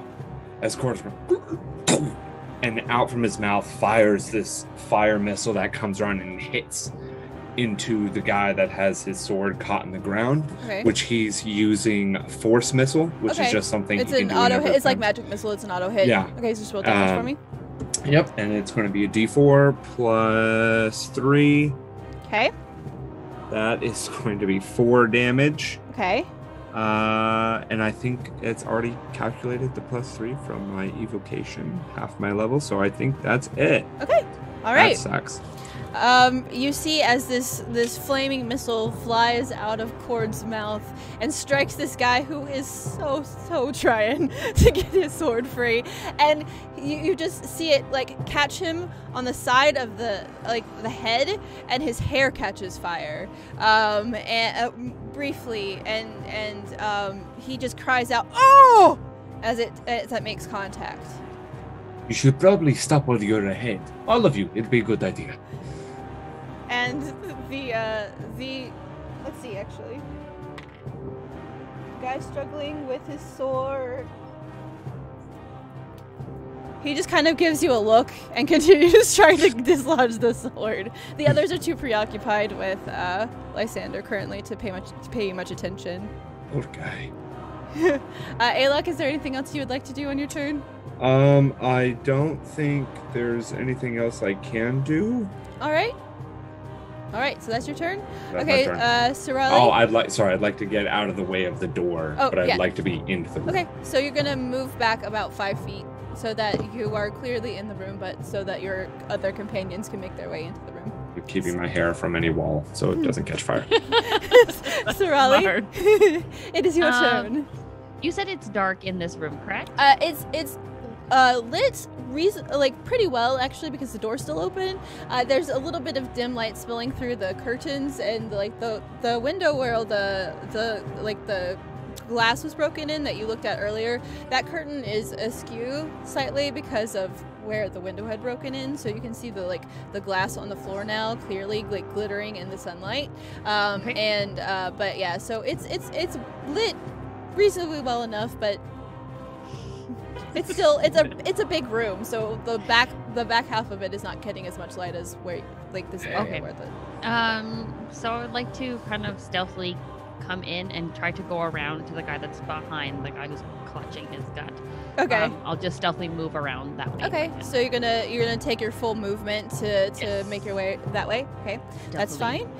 You won't be able to attack on this turn, but you'll be prepared for the next round. Okay, Tempest, it is your turn. What would you like to do? With an egg in my mouth, I run there. Roar!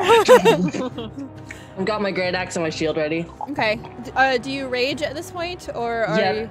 So you are. The room raging? is on fire, and my 2 friends are under attack. Okay. I bite into my egg, my pickled egg, and you see that it's like the furs that I'm wearing on my body, just the hairs stand on end real quick and settle down, and I'm raging. All right, so as you rage, you continue moving into the room, and you will be ready to attack within melee range these 3 that have discovered their unluckiest day on the next turn. So now, this is great. We will roll initiative, and since the enemy's 1 initiative is now going to Alok, you are rolling initiative. So question, Alok has a +4 initiative bonus with a racial feat that I took. Okay. What should would that just be a +1? You get a +1 to the group initiative. So roll your d6. That is going to be a 7. And I have 3, so party wins. Yeah. Lysander, right. all you. Lysander up first. Sorali, you're on deck. Lysander decides that the first one who's already injured needs to be finished off because reasons. All right. Swings. That's a 14 total. 14 to hit. That misses. So as you're trying to swing toward this fellow that's already in vast amounts of pain and is bleeding all over himself, he manages to just step back again away from your sword and it catches air. Stand still, please. Such polite. That's a 21 total. Oh, that definitely hits. Roll damage. All right. And 7 points of damage. All right, tell me what it looks like. Ooh. Well, the guy was kind of hunched over as a. This is the one who was already wounded, so he was kind of hunched over, and his scimitar just slices right across the guy's back, probably just enough to sever his spine. All right. He watches him crumple, All right. and he turns to the others and says, "I would suggest surrendering. She's still hungry." As you can smell. So as said is done, Lysander swings out his blade in a most majestic fashion. You can see the shine, the glinting, the light of the sun coming into the room, glinting off your blade, and in a flash of glorious light, which might be a little bit your Aasimar nature, a little bit the hand of Arvith, whatever it is, it with a most powerful strike, you take him out and he crumples to the ground dead. And actually now, as you've made that threat to the other two, seeing that, speaking of your friend who is ready to strike, they're going to have to make a check to make sure that they're going to actually want to stay and fight. Oh, that's the first one.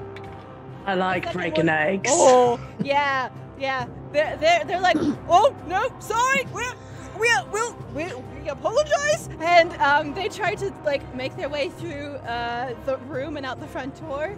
So, Sorali, Tempest, and Alok, if you would like to, with a equipped weapon, you may all take attacks of opportunity as these two try to get out of the room alive. I would like to try to grapple one of them. All right. The one that's closest to me that was behind the exact same. We just like the girls come in and start running at the last. Like, two. no. No. So if you are trying to grapple, please roll me combat maneuver. So roll me a d20. Okay. And add your CMB. Okay. And they will be, you have to beat their CMD. You know what? I'm going to use the other dice. CMD. I'm going to use the dice I've been sticking in my mouth. Plus your D20 roll? 14, yeah. Okay. So 10 plus 4. Okay.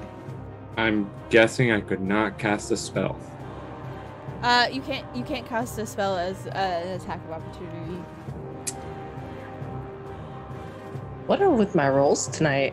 8 Okay. plus Your CMB. 12, 20, dirty 20. Okay.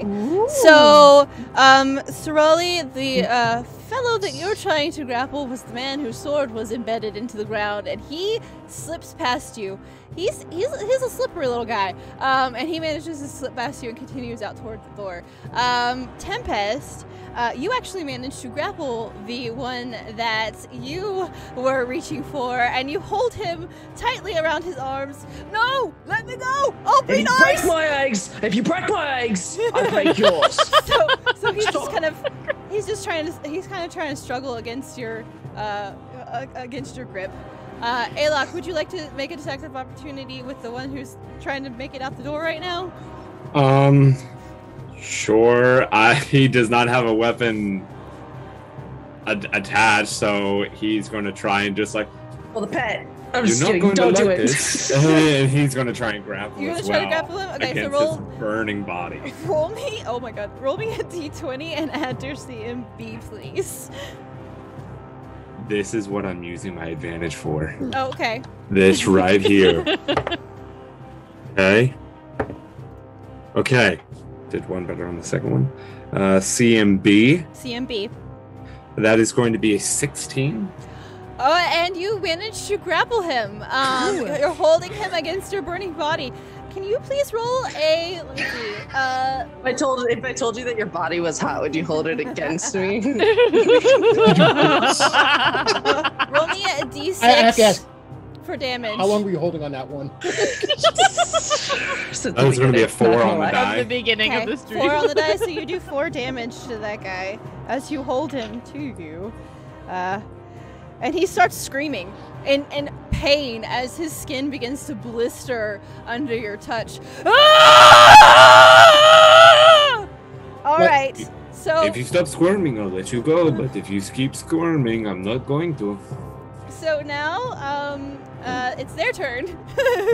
So they're gonna both try to actually break free of your of the grapples that are being held. So they're going to be trying to roll against your CMD. Question. Yes. So we won initiative. Yep. And he got to go. They got scared and ran. We used our attack of opportunity, so our reaction to do so. Yeah, this is their movement. They haven't moved the full distance. Okay. Okay. Oh wait, actually, Because we no. haven't taken our You turns need to yet. go. You need to, the rest of you need to take your turn. So never mind. They will try to run in a minute. But so everyone who has not gone yet, that's Sorali. I forgot those were attacks of opportunity. My mistake. Sorali, Tempest, you're up first. So what would you like to do with the 2 that you have grappled? Sorali will pull out her dagger and walk up towards the one that Tempest is hanging on to. She has Coke's information, so she's going to use that to see if she can get any information from him. All right. While holding a dagger, like, by his neck. Okay. So roll an intimidation check for me, please. Thank you, Elhawk. Which one did you say? Intimidation? Intimidation. 24 total? All right. Yeah. Oh, what do you say to him? What are you guys doing in here? We're just doing our jobs. What job? Who hired you? We're supposed to guard the house. Guard the house from who? From anybody who might come sniffing their noses in the wrong in other people's business. And she'll look over to Alok. Alok, let him go. They're protecting the house, the manor. Apparently. Or not. Up to you. Alok on his turn Yes. was planning on casting Fireball on he it's like, I'm taking barely any damage from this. Flame on! He's actually going to use Daze All right. on the character, the creature. It's a DC 13 something What are save. the components for that? Never mind. Then he will use somatic again. Yeah. Dang it. Okay. Your hands are currently occupied. Well, yeah, he's screw it. No, he's gonna let him go and be like, just gonna do this to him on the back of his head like a karate chop, and he's gonna try and use Mind Daze. All right. So you let him go, and you're gonna try Yep. to cast Daze now. All right. Yeah. You can do that. It's DC 13. Gosh dang it, where is it? DC 13. What? I don't know. I don't know what I'm. Will. DC 13 will save. Okay. Yeah. Oh, and he rolled exactly a 13, so Okay. he is dazed. Oh. Okay. No, wait. No, that saves. No. Yeah, I was Meat like, saves. Never mind. wait. Wait, what? So he Beats saved. to beats. Yeah. Thanks, Phantom. So yes, he does save against the daze, and he's just like, "Ah!" But and so now it goes to Tempest. With the one I'm holding, I'm Yeah. gonna try and intimidate him and whisper in his ear. Okay. Is that really why you're here? All And try to right. just like Roll an intimidation check for me. please come on. That would be amazing. 14 on the dice. Let me see what I have to add to that. Yes. That's Come a on, good you die have roll. to be intimidating. You're The barbarian. Intimidating She's glare. raging. If the barbarian is successfully demoralizes the oh wait, no, that's after the Yeah. fact. Okay, hold on.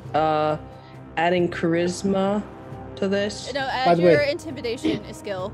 intimidating. Can we add a Oh. bonus for the smell of the eggs in her mouth? Oh. Yeah, exactly. She's been eating eggs all day. And apples. 23. A 23? Oh, he's like, ah, ah, ah! And suddenly he's just so terrified that anybody looking at him now will start to see a dark shape forming on his trousers. He has wet himself out of fear. And the Oh, sheer that's disgusting. And then she lets him go. She feels like the wet. All right, and now that it's their See? turn, they are going to just continue booking their way out of the room. They are not sticking around to play anymore, and initiative ends there. Combat has ended, and you now find yourself standing in a parlor, or the foyer of the manor house. How Very many people? confused. How many people are need to deliver a message? Just Wow. one. I understood that reference. Yeah, so now you are in the house, and it is quiet. Lysander is looking at the body on the ground, and concern comes over his face, realizing that, well, perhaps this could have been avoided, but just a touch of regret. And then he shakes himself out of it and realizes there's still business to attend to. All right. So now that the commotion has ceased, this body lies before you on the ground. The rest of you see what was described before, the intricate carvings of trees and vines and flowers all on the walls. And then you actually see behind where the third fellow had been, that had not taken the massive hit from Lysander early on. There you can see kind of a dimly lit hallway that leads towards the back or further into the house. But that's kind of all you can make out right now. Lysander starts to move further into the house. All right. I want to double back. All right. Is there like any windows out the front door so I don't have to look out the front door? Yeah, there's the two windows. One has the curtains mostly closed. The other one has one kind of askance because of where the window had been broken in. I want to look outside. Okay, perception check. Alok would like to go up to the guy that's either dead or unconscious. And Oh, go, he's super dead. 21. All right, so you look out the window, and you see the people passing by. There's guards.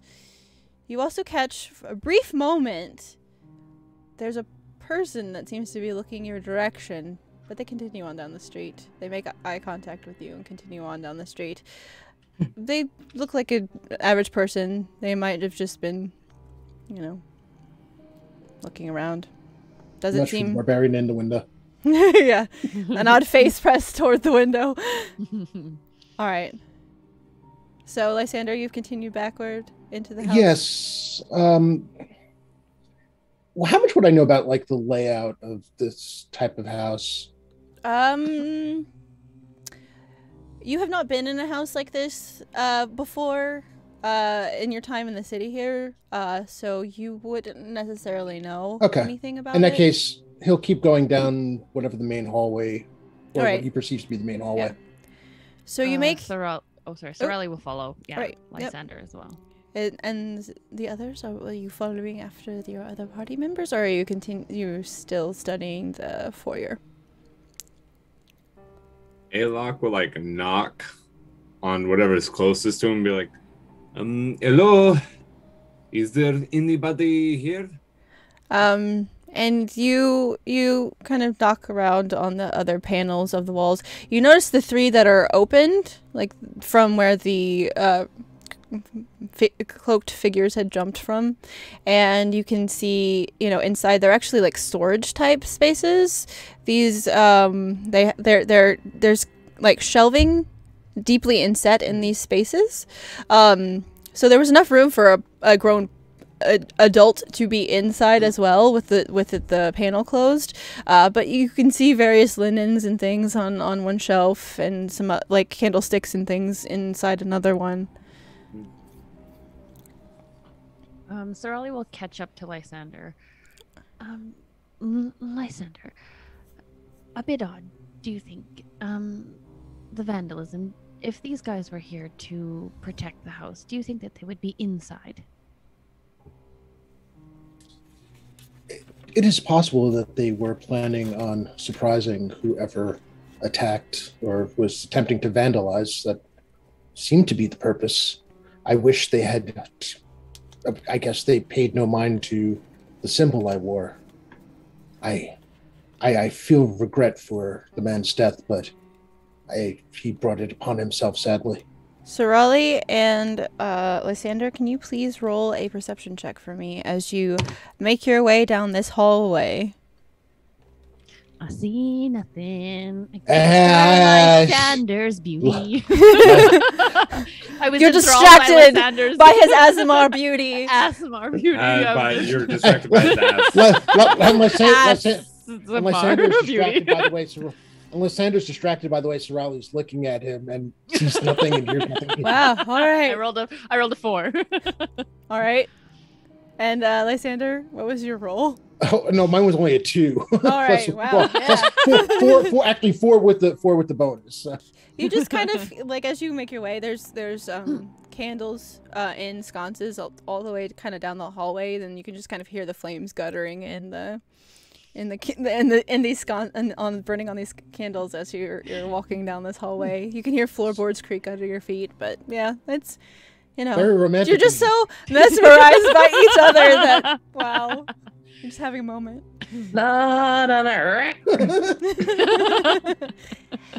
All right, Tempest and Alok, are you going to continue with the rest of the party, or please do not ruin this romantic moment? Because if you are, I will have you also roll perception checks. Yeah, he's going to keep kind of looking around the room to see if there's any other panels, any other things that they may have missed in this room. Also, he pulls out his saxophone and just starts playing Silent Whisper. No, there's no saxophone. Just so you know. He pulls out his flute and starts... Yeah, but just looking around the room. Okay. Thank you. You don't seem to find anything else of interest in this room. Okay, time to set it on fire. Oh no! All right. Tempest, is there anything else that you have seen? No, I probably was nothing. No, actually, D, question for the DM. Yeah. What did that person look like? Did it kind of look like Brandon, maybe? Kind of, sort of, not really? No, I mean, it was just kind of average, Average folk Brandon guy. just walking out, I'm not saying and he looked nothing. I'm not saying it was Brandon, but it was Brandon. It was Brandon, freaking Brandon. These guys. Brandon. Screw Him all along. To Alok, I kind of just sit down at the table with my eggs. No, to be honest, I really like all this fancy stuff.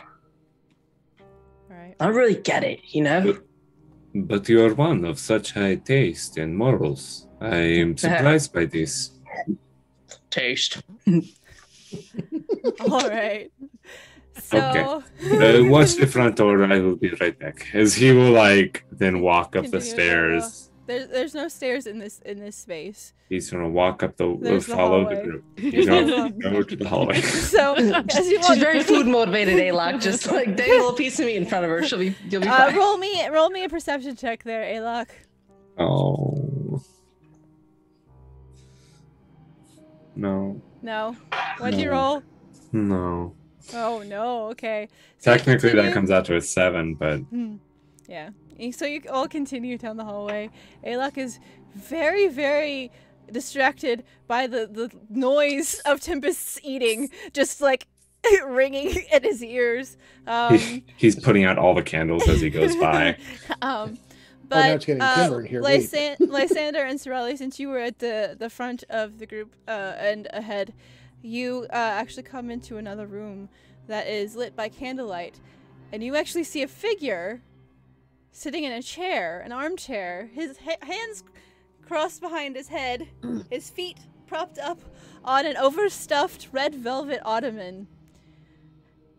And he looks at you, and you don't recognize this figure. And he says, I've been waiting. Took you long enough to get here. It is Brandon. Is it Brandon? No, it's not Brandon. Okay, I was like, She did specify someone we don't know because like yeah, okay. I was like, wait a minute. A different looking He Brandon. is perception check from both Lysander and Sorali, however. Is he resembling Brandon? okay, I really need to retire these dice. You because do have apparently- advantage, by the way. You were given. Oh, well, in that case, Oh, right. I would like to use it because yes, I go will for use it. I'm mine apparently as well. still distracted by Sorali. All right. I would also use mine because I'm just lost in Lysander's eyes. I rolled a 14 Plus your perception. which- 9. Okay. So Yep. that's a 23. All right. Yes. Well, that's better than mine. I 11 total. All right. So you actually notice this fellow. He's very well dressed.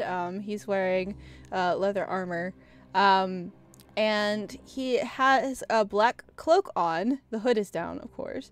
And it's on with the 23 because you are just so very perceptive right now. You see the clasp that joins the sides of his cloak is actually in the shape of a hand.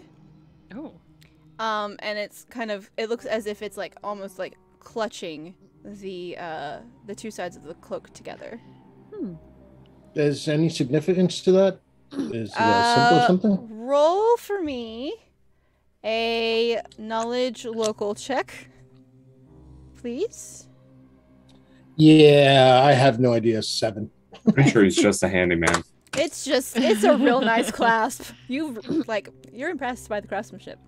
Lysander looks at him, cheeks flushed with the heat of combat and nothing else, and says, "You seem to have us at a disadvantage, sir." Where are the rest of you lot? They're I've been probably waiting for cleaning up you. the mess that you arranged to greet us. I'm assuming. Those three. I gave them a chance.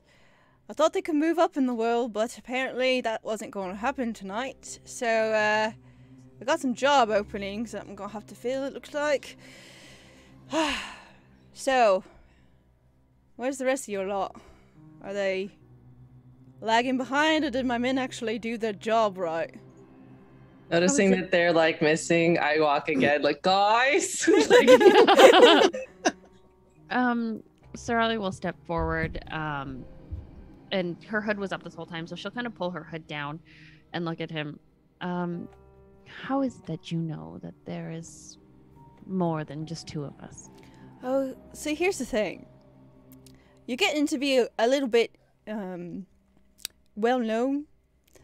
And particularly, you're butting into my bottom line, you see. And I don't take very kindly to people that butt into my bottom line.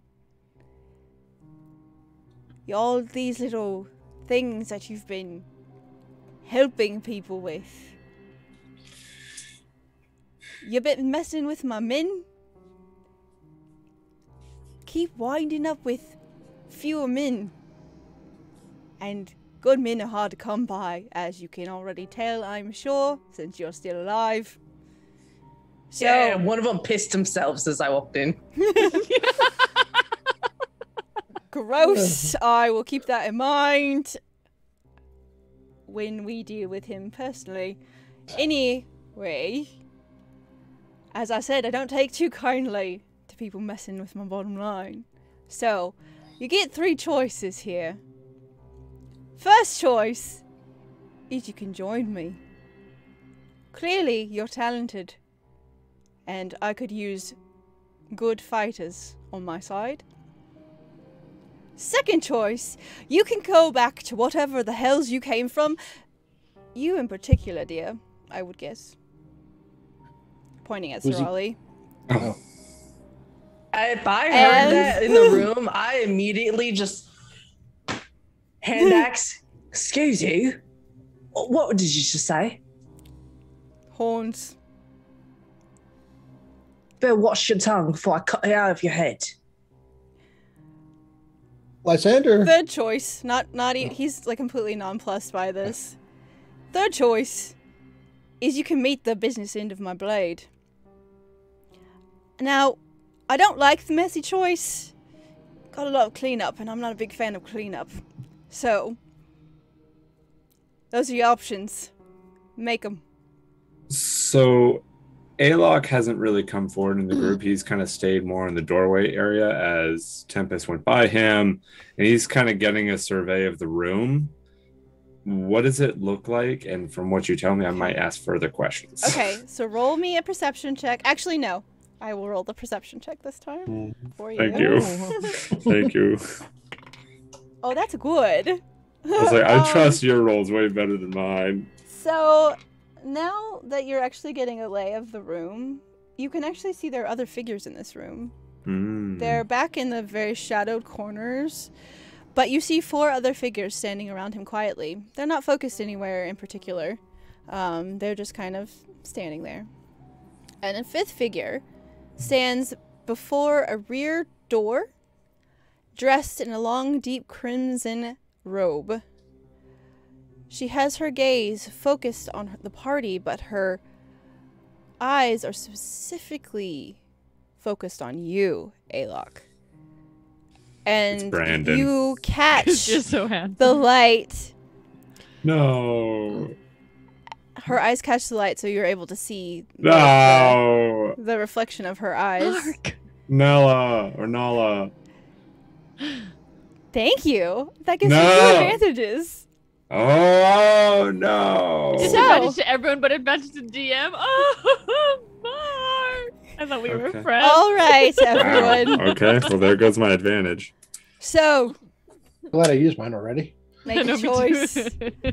I'm a very busy man. Make a choice.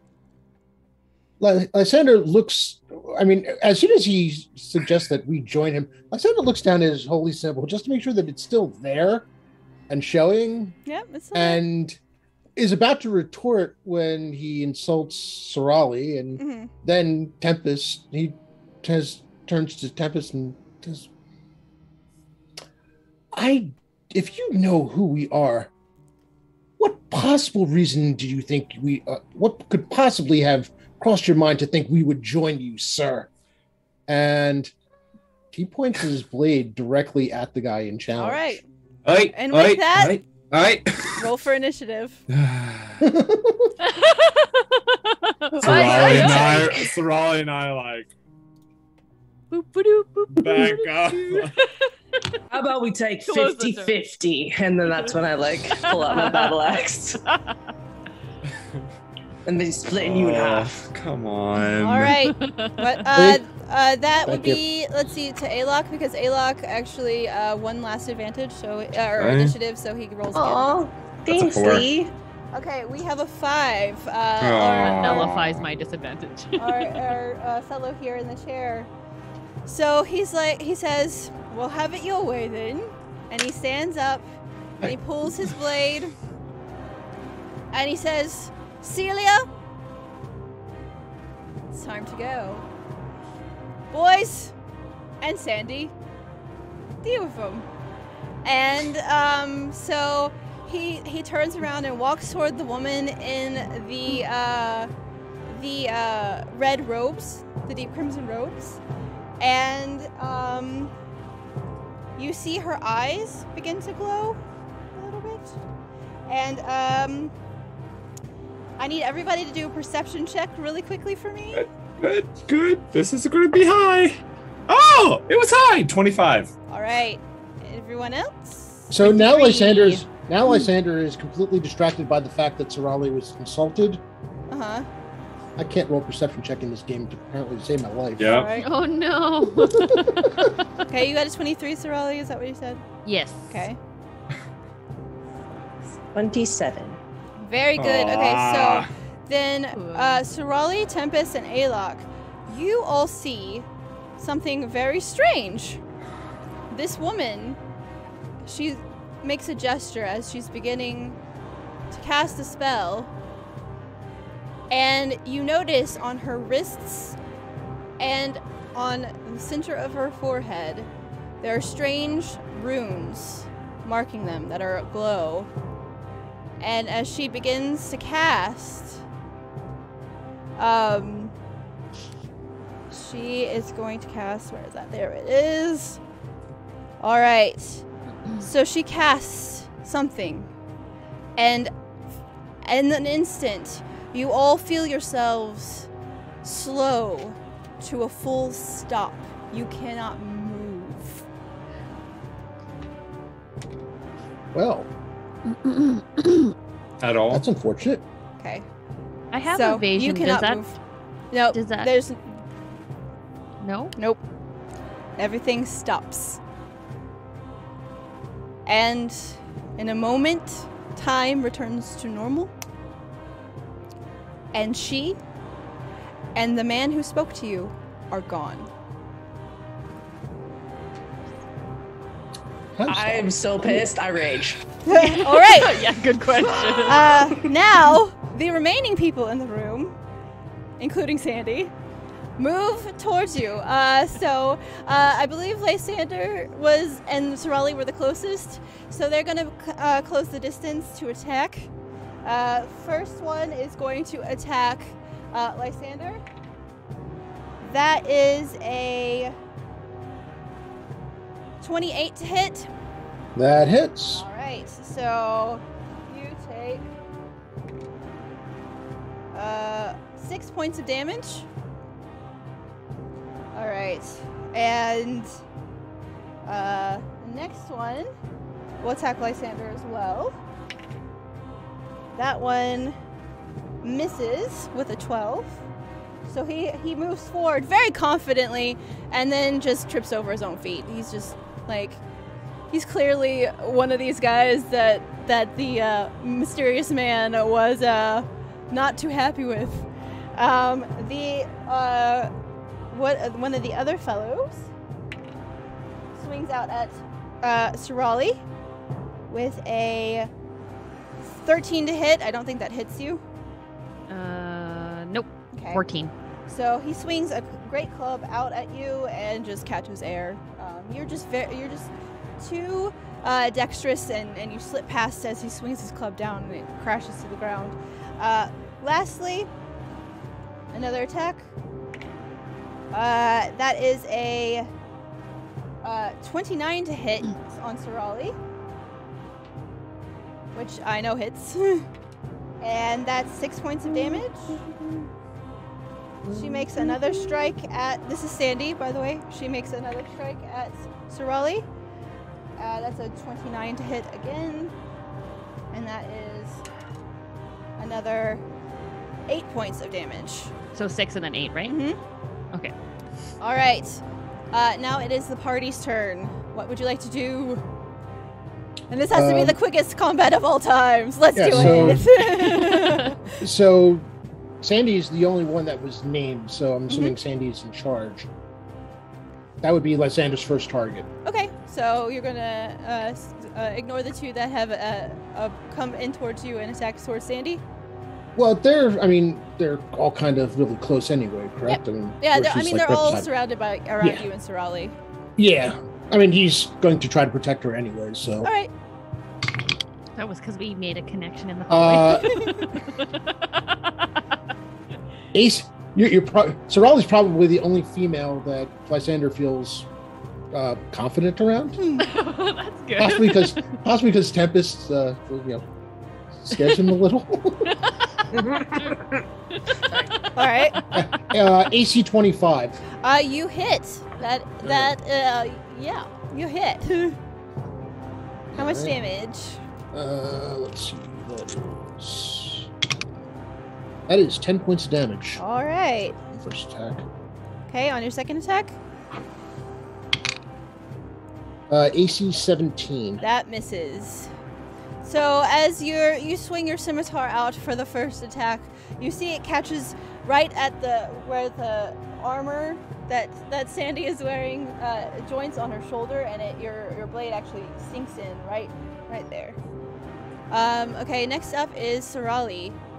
I have what type do I have here? I have Swift Poison, so I will apply the Shadow Essence Poison on my dagger before I hit the one that tried to swing at me with the club, right? Correct? Yeah. All right, so can you roll me a check, a d20 check, and add your dex bonus to it? See if you can carefully apply this poison to your blade without injuring yourself in the process. 15 total? Yep, you do it just fine. You're well practiced at this and easy enough. Okay, and then for attack, I rolled 16. Where's my attack bonus? 18 total? 18 hits. That definitely hits him. Okay. So he's going to automatically take a -1 to his strength. So his attacks and damage are lessened, and then I'm going to roll a check for the other. Okay, so he takes another -1 to his strength, so that and that. And as he tries to swing at me with the club, Sorali will kind of duck underneath and grab the dagger and just kind of swing behind her. Okay. And kind of just catch him in the back. And you have a second attack, right? Yes, I level do. 6. Okay, so as your first attack hits him, he just grabs his side and as he feels the poison start to course through his veins. Okay, so your second attack. Okay, I'll take an attack, and then I'll talk. Yes. Okay. 18 again? That will definitely hit. Oh, and we need to roll damage for your first attack. As well. I forgot. That one was So damage for both. 1d3. How do I roll a d3? D6, take it divided by 2. Okay, so 3 total. Okay. And then roll again, right? Yep. Okay, 3 again. Nice. Okay, so that's 6. Oh, and then it's my sneak attack is 3d6. Is that what it was, or just a yeah? attack? If sneak attack, since you came from the front, he was attacking you directly he attacked me so first. you don't. Yeah, okay. Yeah, you don't get a okay. sneak That's attack okay. on that. Yeah, So, then 6 but total. Well damaged. You slash him first, and the poison infects him, and then you give him a good solid. You stick a second dagger in his gut and pull it back away. Tempest, you're on deck. You're up next. Alok, you're on deck. Sorry. So I'm gonna, if I need to move up, I would like to do so if anybody of them are arranged to engage. You should be able to close within this and be able to get your attacks. All right. So I jump through with my battle axe. Yeah. And I'm gonna try and swing at the nearest target. All right. With it, and this would be two-handed. I think I can do this. Hold on, let me double check.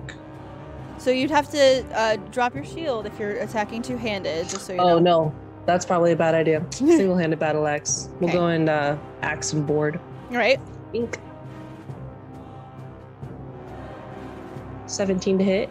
That'll hit. Roll damage. 1d8 plus. Okay. Sorry. Is that? Yep. Okay. 7. Okay. And you have a second attack.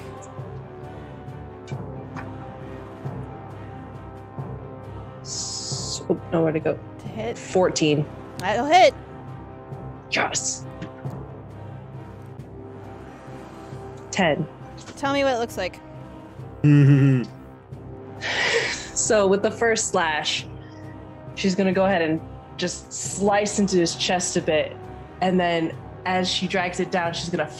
Actually, it's a double-sided axe. So she's going to take it and bring it back up to actually slice him right back in half. All right. And this guy who just tripped over his own feet as he was trying to lunge at Lysander in the beginning of this combat, he's realized that he has made a very bad decision as he's face to face with Tempest, staring down at him. He's not a big guy, and suddenly all of the bad choices that he's ever made in his life flash across his face as he is cloven in two, top half and bottom just falling in separate directions at Tempest's feet. He's half the man he used to be. Indeed he is. Alok, what would you like to do? Oh, Must boy. be all those eggs. Okay.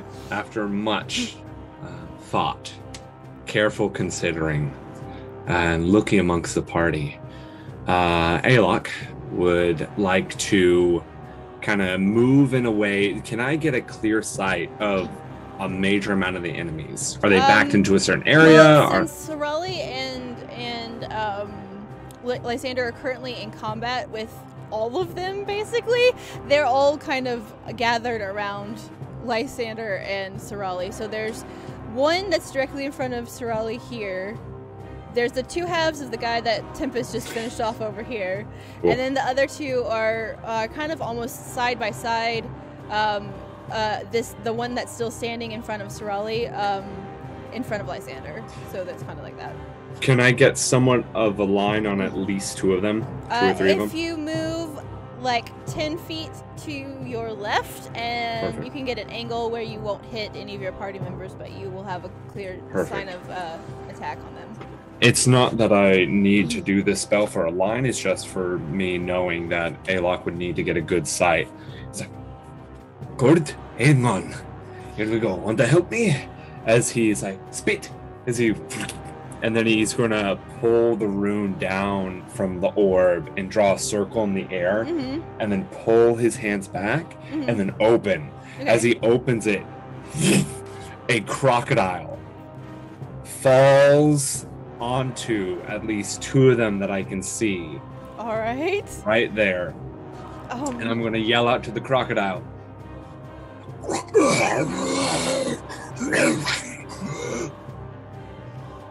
All right, which the crocodile understands as sorry. We don't speak crocodile. Those are allies. The allies in this that look like this. Those are allies. Those are enemies. All right. Eat. All right. So crocodile attacks. Yeah. So I use summon monster level 3. All right. And then the crocodile attacks with its. Let's go bite on whichever one's closest. That would be the guy with the club in front of Sorali.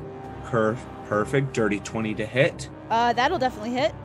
And then it's a D8 plus 4. Okay. And it's plus grab, which I don't know what that means. That means you'll be able to do a grapple check for your. Wow. Well, that's 9 damage. 9. And then a grapple check as well. Then. All right. And that is going to be in its plus CMD, correct? Yeah, it's your CMB. B, right. That's going to be an 18 to grapple. Oh, no, plus 11 to grapple. That's a 22. Okay, so he has this, so you have him within the jaws of your reptile. He is he seems very pleased with his new snack that he's about to have. So Club Guy is currently restrained. Good boy. He's going to scratch Cord, and Cord makes it like a... Is that your turn? That's going to be his turn. All right, so then roll for initiative. Sorali, it's to you. To me. Okay, so you said that there is half a man to my right. To your left. There's half a man to my left. Club Oh, I Guy do is that in wrong. The crocodile's mouth directly in front of you, and then there's 2 more in front of Lysander to your right. Okay, so if I can move over there, well, I shall. Roll initiative first. Oh, okay, sorry. Yep. My bad. It's your initiative. I appreciate the attempt. Oh, we tied, so re-roll. Oh, okay. I don't want to roll against Evelyn. Roll. Yeah, we're tied again. Oh, no way! Are Wow. you kidding me? Wow. I was like, if you hold up a 2, I swear to God. So the enemies have it. Okay, so the two in front of Lysander are going to make their attacks. First one has a 28 to hit. That I know that hits.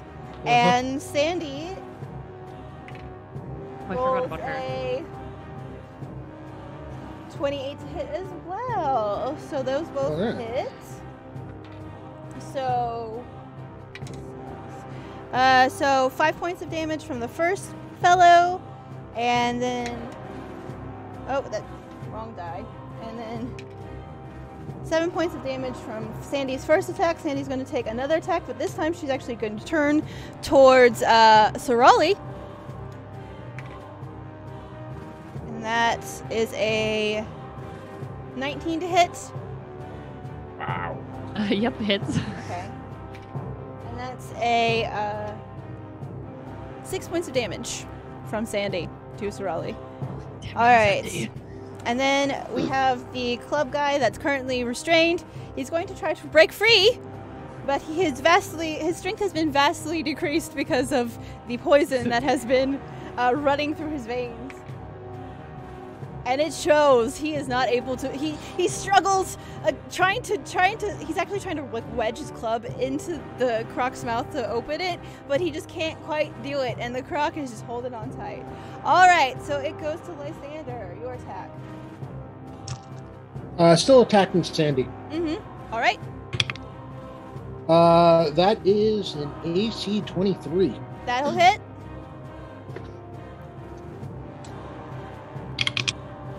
Nine points of damage. All right. Ooh. And then on the backswing, Yes. AC 23 again. All right. That'll hit. And that is And 11 points of damage. Ooh, nice. You see Sandy.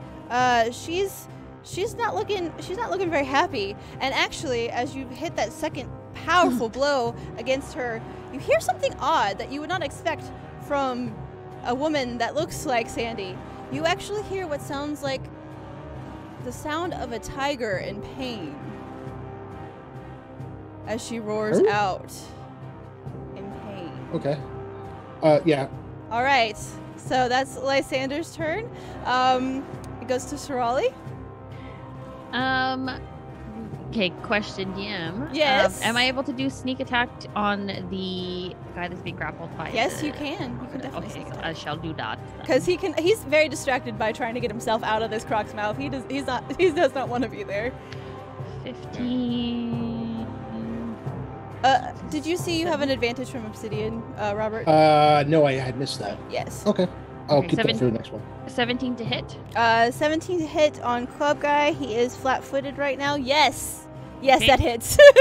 Okay, so then do I roll a second one for the sneak attack or no? You rolled whatever your sneak attack die is. I think it's a D6 Okay. or however Yeah. many D6. 3d6. Yeah. Okay, so roll 3d6 plus your dagger damage. Okay. Oh, what's my dagger damage? Okay. Oh, I need another dice. Said everybody ever.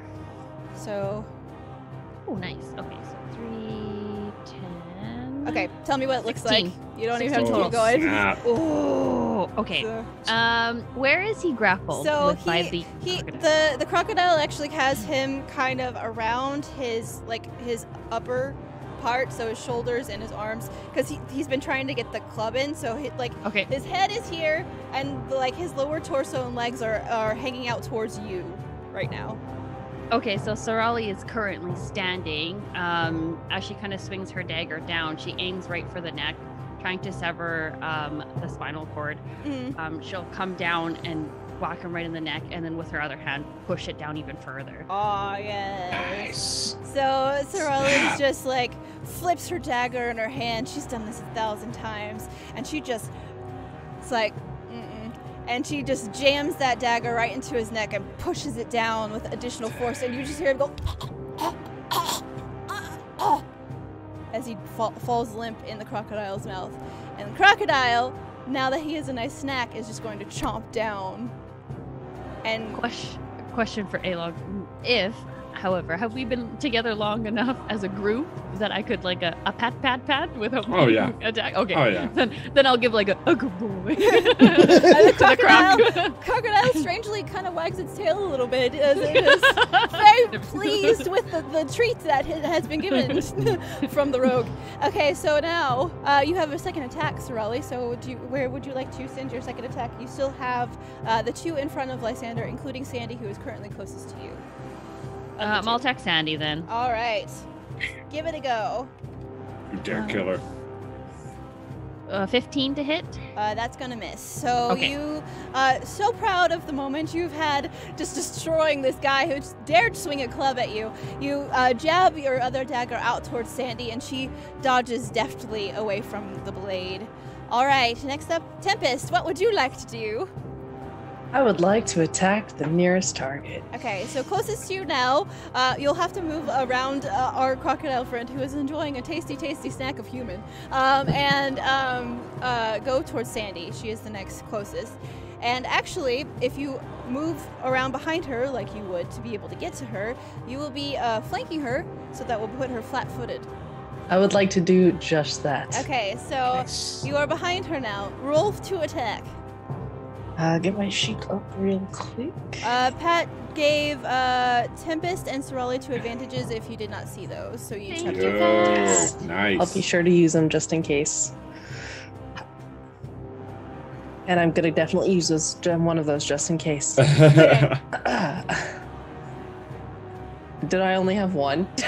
You have 2 advantages, but Okay, you I'm roll gonna 2 use dice. can So I what use was your first another attack? one? So you can only use 2 on, like 1 advantage per roll. So what's your Okay, first attack? so my first roll was an 8 on the dice plus 12 is a 20 to hit. So that misses. So you swing your axe towards her, and she manages. Wait, no, she's flat-footed. Ha! You hit her. Ha! Yeah. Got her Okay, flanked. so forgot I about actually that. You didn't hit her. need to use that other advantage. I just thought an 8 was really low. Yeah, I was like, oh no, gosh. with a dirty 20, you hit her for sure.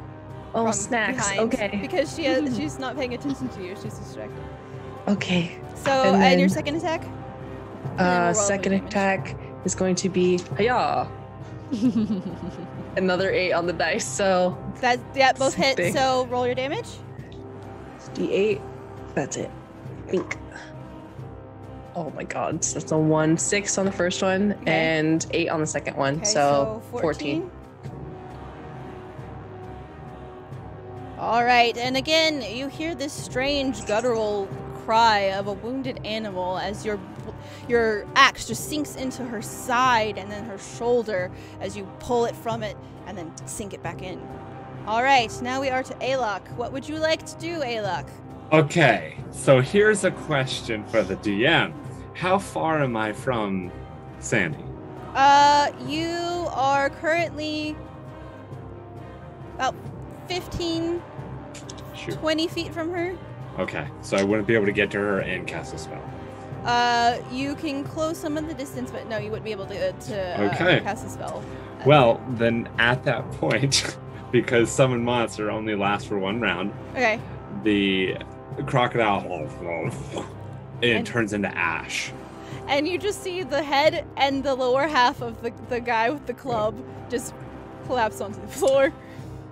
From the ash, he's going to, from his ring, he's going to whisper something and then point at the ash, and straight from the ash, like it's its own portal of its own, he's going to use summon monster. All right. Again, same Okay. exact spell, All right.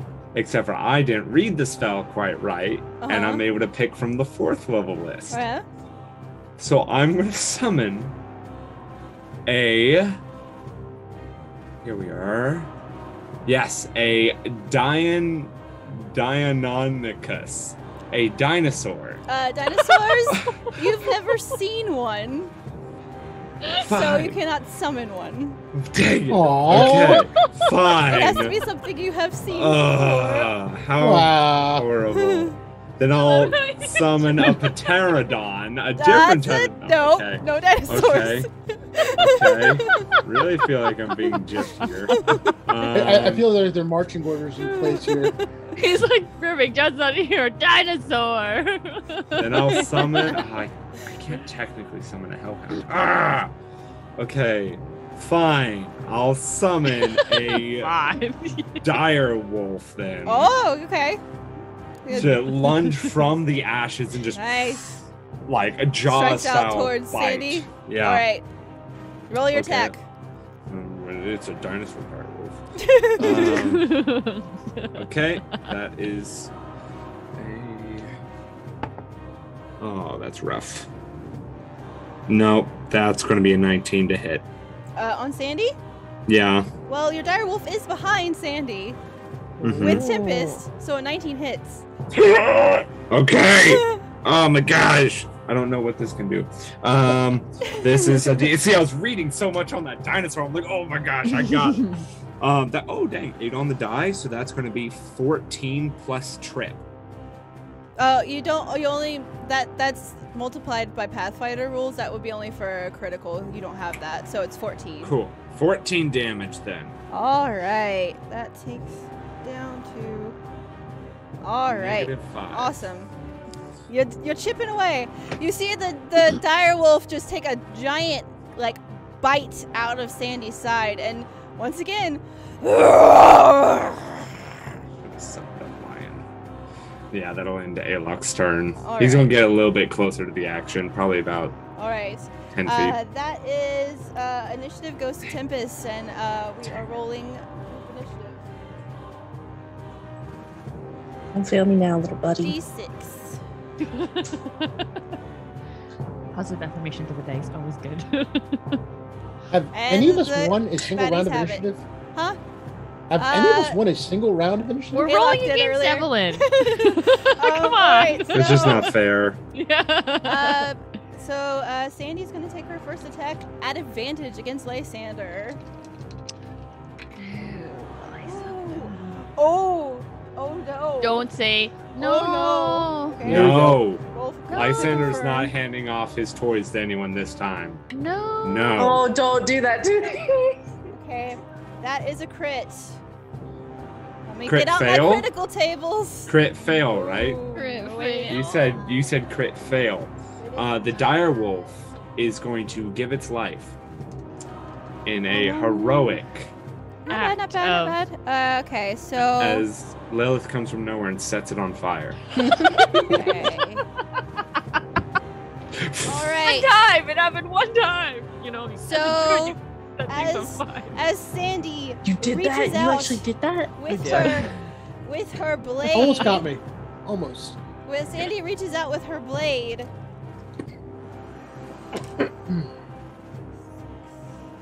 All right, she does 6 points of damage to you, so not a ton. However, you also drop your shield as her strike catches you in the arm, and it causes your grip to let go of your shield, and you now are without your shield. All right, let me adjust my equipment. And she is going to make her second attack now at advantage. Mm-hmm. Okay, that one hits. It was not that bad. So that is 6 points of damage. And our last other friend who is standing swings at Sarali and misses very badly. Good. Yeah. He just swings totally wide. All right, it is to the party. Lysander, you're Ja- up first. Sarali, you're on deck. Good. Lysander's face is mixed, some of pain, but mostly of righteous rage Mm-hmm. as he turns on Sandy and swings. First one is AC 24. That hits. So, and that is 10 points of damage. All right. And your second And- attack? Second attack. Nat 20. Oh, awesome. Roll to confirm. And Yeah. also, Robert, don't forget you have Smite Evil as a paladin. Yeah, well, no, might be a good time. Just as a reminder. Okay, roll to confirm your crit. I'm thinking I confirmed, considering I rolled 19 on the die there. Oh, that'll definitely hit. Yo, plus 10. Yes. All right, so roll percentile dice, please, All right. and add 10 to that. 75 total. 70. Oh, well, let's see what that is. Okay. Okay, so as you strike Sandy, and roll damage for me, and I need you to multiply it times 5. Okay. She's gone. Times 5. Oh my Times 5. goodness. Well, that's a 6 on the die, so that's 11. 30 plus your 30 plus your whatever your bonus is for your weapon. Oh, okay. 6, so 30. 41 points down. 41 points of damage.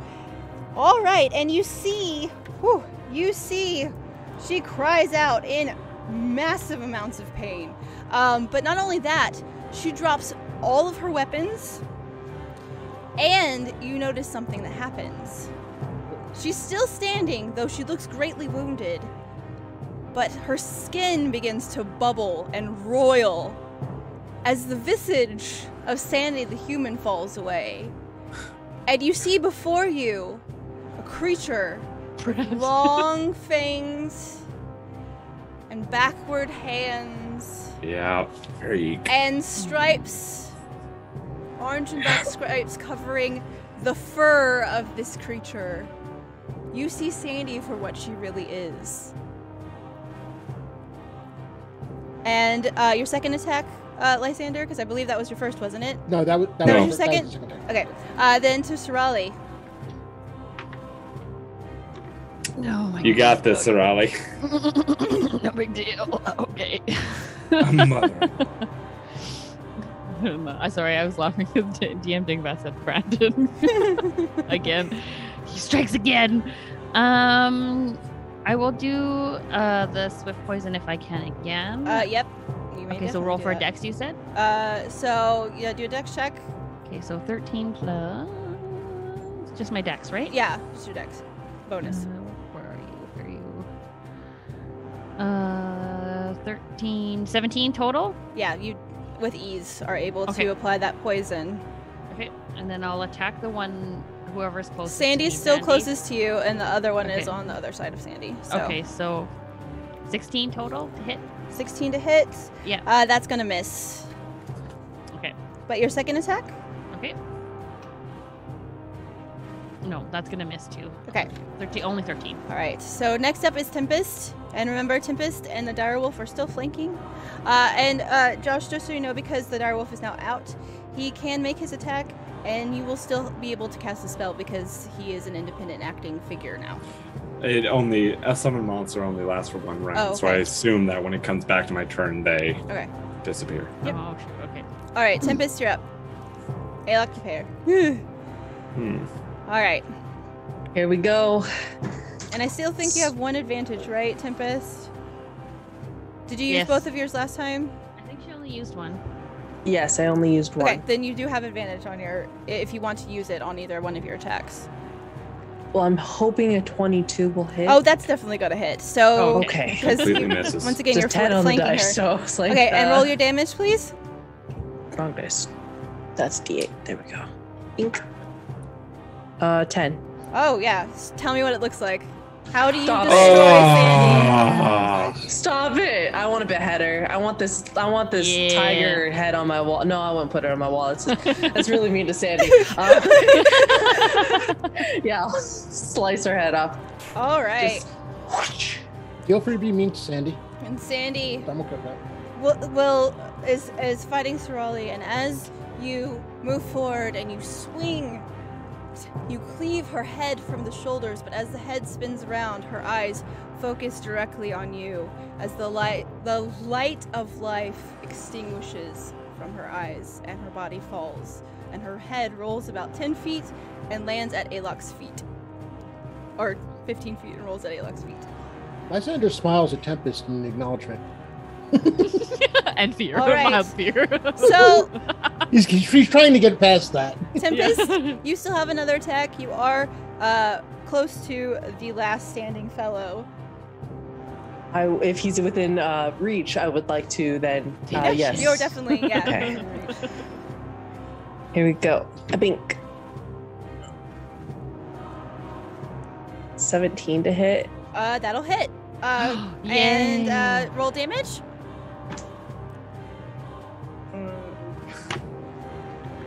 What is math? 7 plus 5, 12. 12. Tell me what it looks like. I'm the same.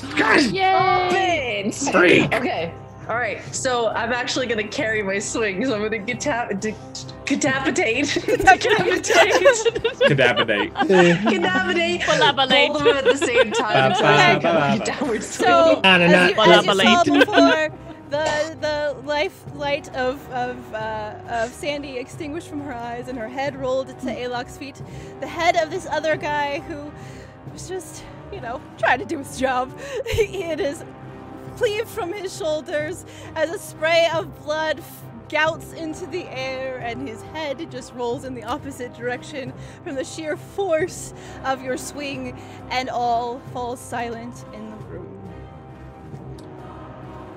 And you hear, after a moment of quiet, you can hear the muffled cries of what sounds like a woman.